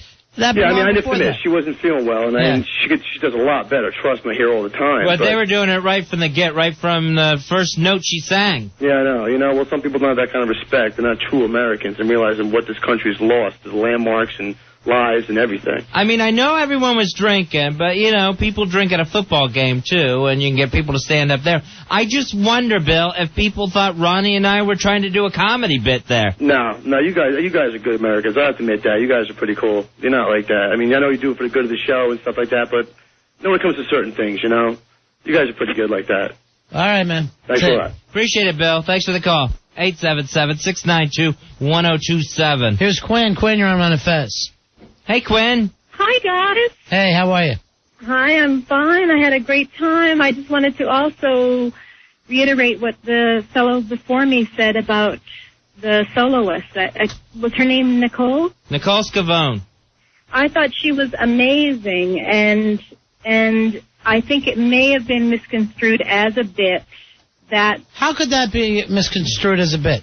Well, because it's you guys in a comedy show, and the booze intake. But having said all of that, she was such a pro. She wasn't thrown at all, and you could tell that her range. She could have easily have hit those high notes. She just may have been nervous, or that she was possibly sick, like the fellow said before. But I mean, she was great. And also, when you're singing a cappella, a mic will pick up anything. So.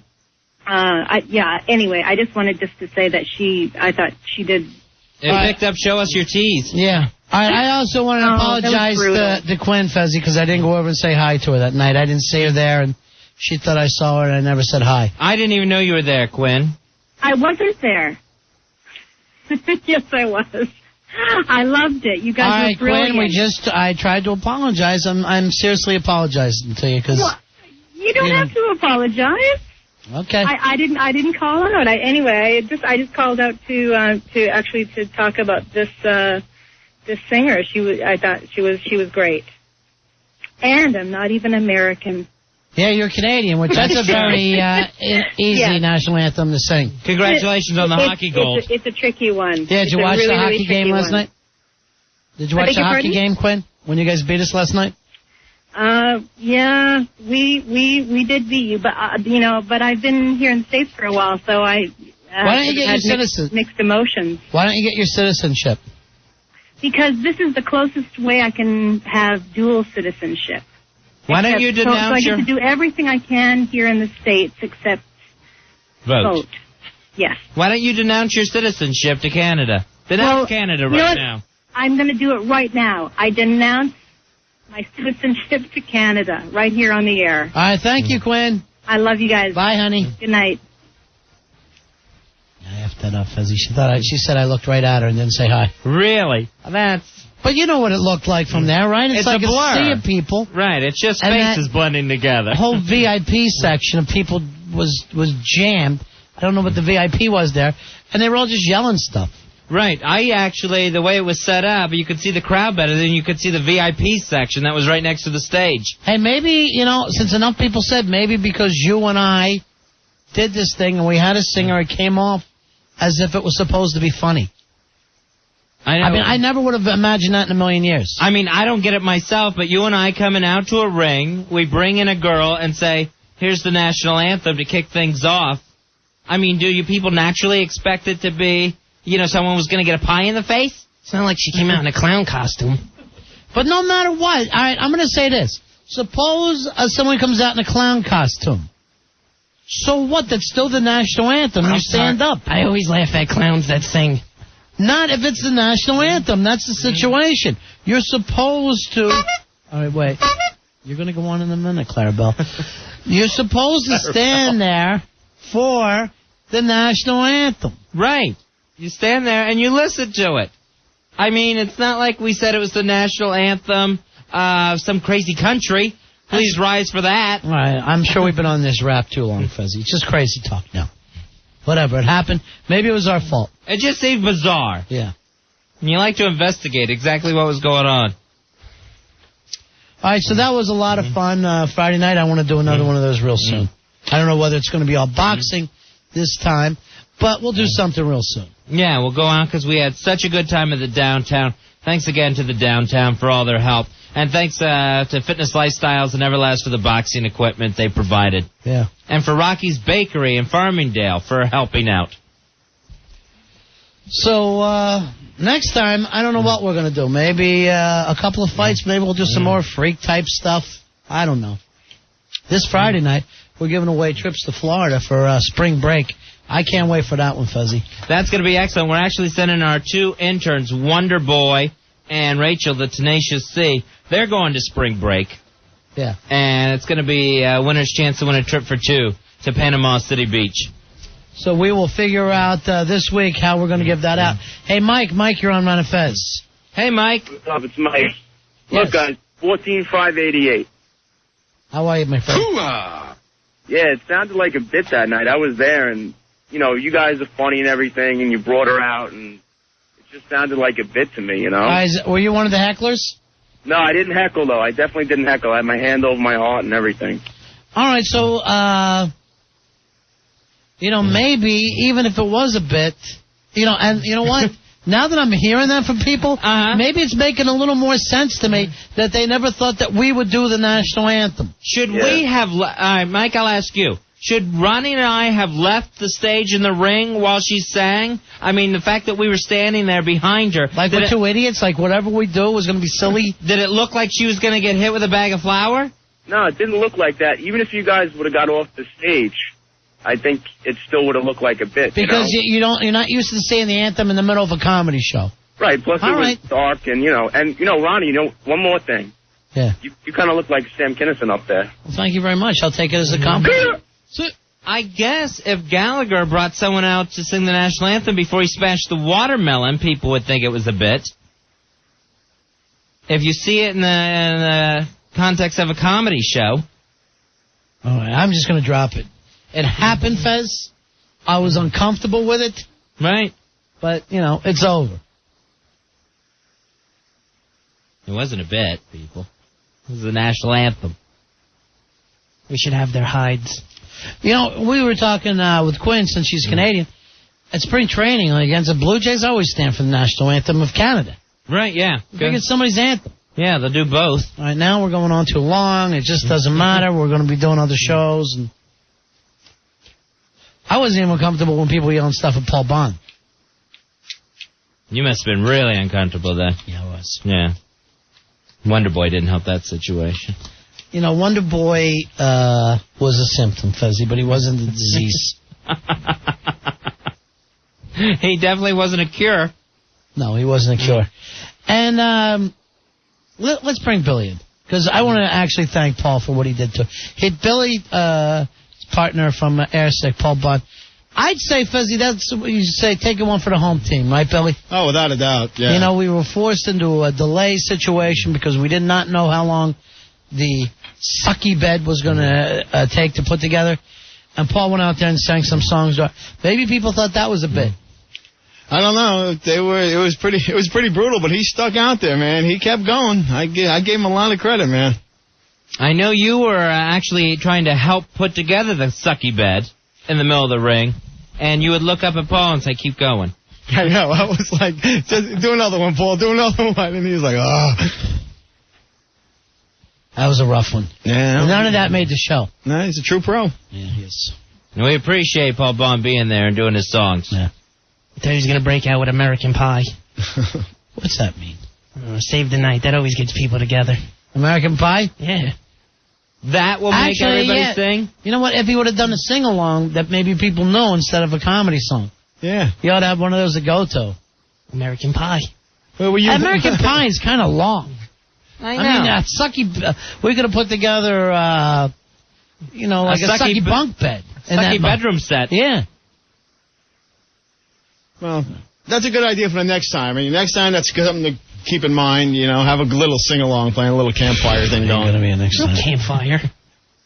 A little kumbaya. Opie wants him back. Opie told me he wants Paul back. Oh, yeah? Yeah. He goes, this isn't right. You guys got Paul? I want him back for the O&A show. Oh, that's nice. Yeah. Here's Benny. Benny, you're on Iron Fez. Hey, Benny. Hello, what's up, guys? I just want to ask, who was doing that Martin voice, and can you play the clip again? That was a young boy named Martin. That kid drives me nuts. And that was probably more of a visual bit. Right, yeah. Martin does call this show from time to time, but that is much more of a visual bit when Fezzy did something awful, really. Took the kid's helmet. It cracked me up, Ronnie. He's got to wear that helmet for production. The kid falls down a lot. I take that helmet off his head. Did you see him freak out? Yeah. It was hysterical. Then I just tossed it off stage. Hey, let's do this for fun. Let's play the first knockdown of Joe Poo and time it. Okay, we'll do that again. Yeah.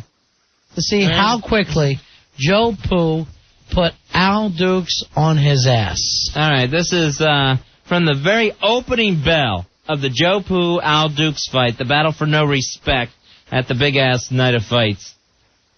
It did not take long for Al Dukes to go down. All right, so what you want to do is listen for the bell and start counting then, I guess. There we go! Main event is underway! Oh, Pooh catches him right up! Joe Pooh is rocking him! Pooh going for haymakers! Al Dukes is down! I mean, my gosh. All right, let's try it. Take it back to the beginning, and let's just do 1 1,000, 2 1,000, 3 1,000, Fezzy. Okay. You can count it off. All right. And you got to figure by the time I say Al Dukes is down, that had to be another second. Right. So figure when you really hear the crowd, do the big roar before I say Al Dukes is down. Okay, I'm going to start as soon as the bell rings. Okay. 1 1,000, 2 1,000, 3 1,000, 4 1,000, 5 1,000, 6 1,000, 7 1,000. 7 1,000 by this time I say Dukes is down. Right, the crowd is starting to roar. So you got to figure that it was down a little quicker. Within 7 seconds, or twice the time that Al can F, he found himself down. And at that point, we started to give him the standing 20 count instead of a 10 count or 8 count, because we knew the fight would have been over. Yeah, we see this, he goes down so fast, 6 to 7 seconds, according to our count here. And you think, oh my gosh, we're doing a radio show, and our main event has just hit the canvas. Is completely knocked out. All right, Al, get in here. Bring Al Dukes back in. I'm gay. I'm gay. I'm gay. I'm gay. You can't come popping in here as gay as a cricket. I'm gay. Here comes Al.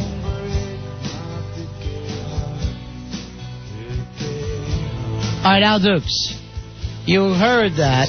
You went down within 7 seconds.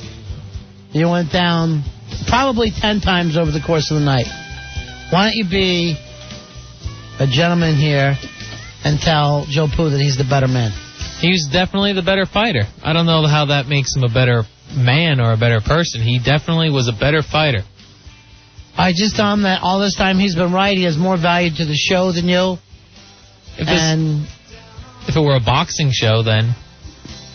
It was a boxing show Friday. Yeah, Friday, definitely. I give him that.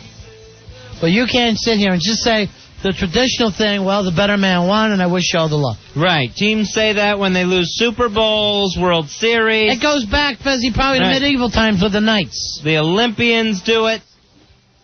Yes. It's too good for you, though. No, it's not too good for me. I'm just trying to be clear that I'm saying the better fighter won. It doesn't mean as a man he's a better man than I am. Look, just because he beat me up in the ring. I could be a man and say, you're the better woman.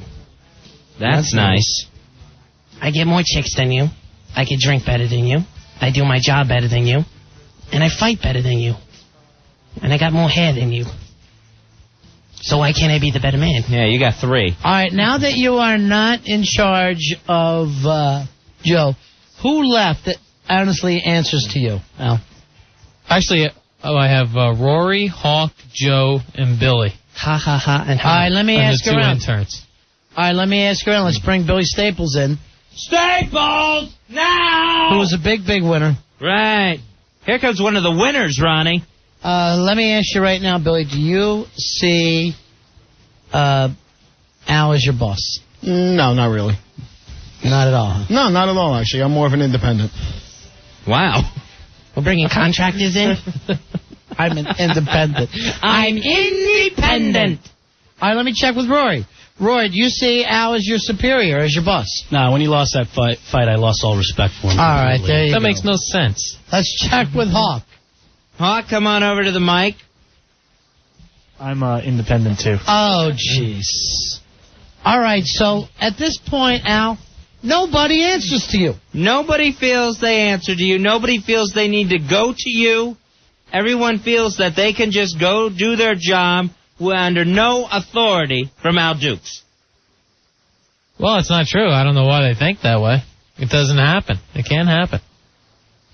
Yes, it can. You suck at everything. How can it not happen? It just happened to you. It happened. It's done. Everyone here is trying to consider themselves independent contractors. So now instead of having a team, all together, flying together, Fez and I are in the middle of this crazy bird cage with birds bouncing off of everything. Exactly. There's no formation to our flock. Just because you can beat up your boss doesn't mean anything. No. He didn't beat up his boss. He beat up another guy. Yeah, stop calling yourself a boss. That's the problem. You're not the boss. You're not in charge of anything now. You're not even the boss of you. Your mom presses your clothes for you still. And the guy that and I'm telling you the truth, and Rudy would probably be able to back this one up, is that the boss that you give all the bad reports to about Joe Poo bet on Joe Poo and won money. Won money. The guy that you claim loves you so much that'll keep you here and take you into upper management. But maybe he doesn't see me as a boxer, but more as a manager. He doesn't see you as a manager. I'll tell you what. I talked to the boss today, and I heard one thing about the staff. What's that? I heard Rory. Who was saying that, you or the boss? The boss is saying it to me. Really? And this is how Jeremy Coleman put it, too. Yeah. Opie talked to me. This is Jeremy Coleman speaking. Yeah. Opie talked to me and told me, hey, keep your eye on this kid named Rory. Yeah. So Opie's taking it to Jeremy about Rory. And that's all I heard. I haven't gotten to see Jeremy since fight night. And that's what I heard. I didn't hear anything else. I'm glad to hear it. I like to hear everyone on the staff getting praise. You didn't hear anyone. You heard Rory. Just Rory. I'm not against the staff. Everyone praised when you fell. But the staff is against you. I like to see everyone do well. It looks good for me that everyone. No, it doesn't. No, it doesn't. Well. It looks undermined. It looks like the kids stepped up where you weren't. Now, because I did talk to Jeremy, and he gave himself credit for bringing the D.C. guys in and thinks that's where he sees the spark in Rory.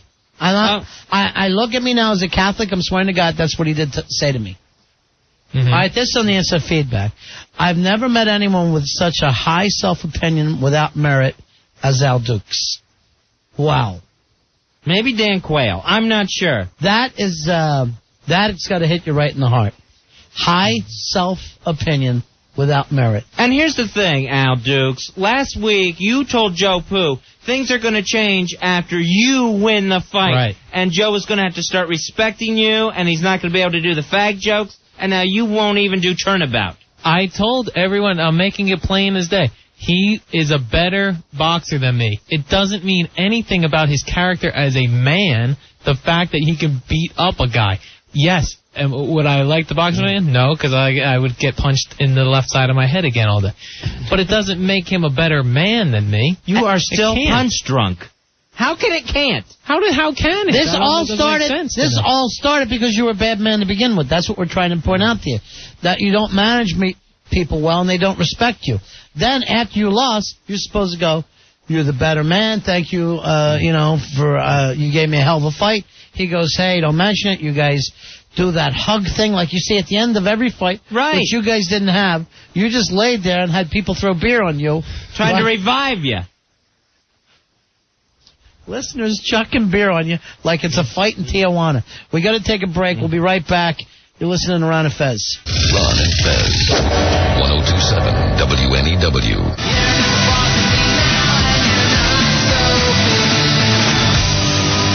We're Ron and Fez. Al Dukes loses the battle for no respect last Friday at the big-ass night of fights. Can't bring himself to tell Joe Poo, hey, you're the better man. Right. And I'd let it ride. Joe Poo says, you're not the boss of me now. And it's true, Fezzy. He no longer is. And this would be the first time I've ever stopped picking on a fag retard. Well, you tried. Hey, Beth, you're on Ron and Fez. Hey, Beth. Hi. Yeah. How are you? What can we do for you, honey? Not much. I'm sitting here playing Zelda on old school Nintendo, and I called to see what's up. I just called because I'm bored. Are you going to be mean to me? Why will we be mean to you? We'll play a song for you. You'll play a song for me? Yeah. Oh, a song? You guys don't play songs, do you? Yeah, here's one for you. I'm getting something.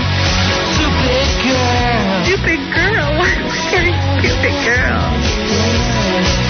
Come on, guys. I don't think you're gay, Fez. She thinks Nintendo's I'm a firm new. believer that you're straight as a girl.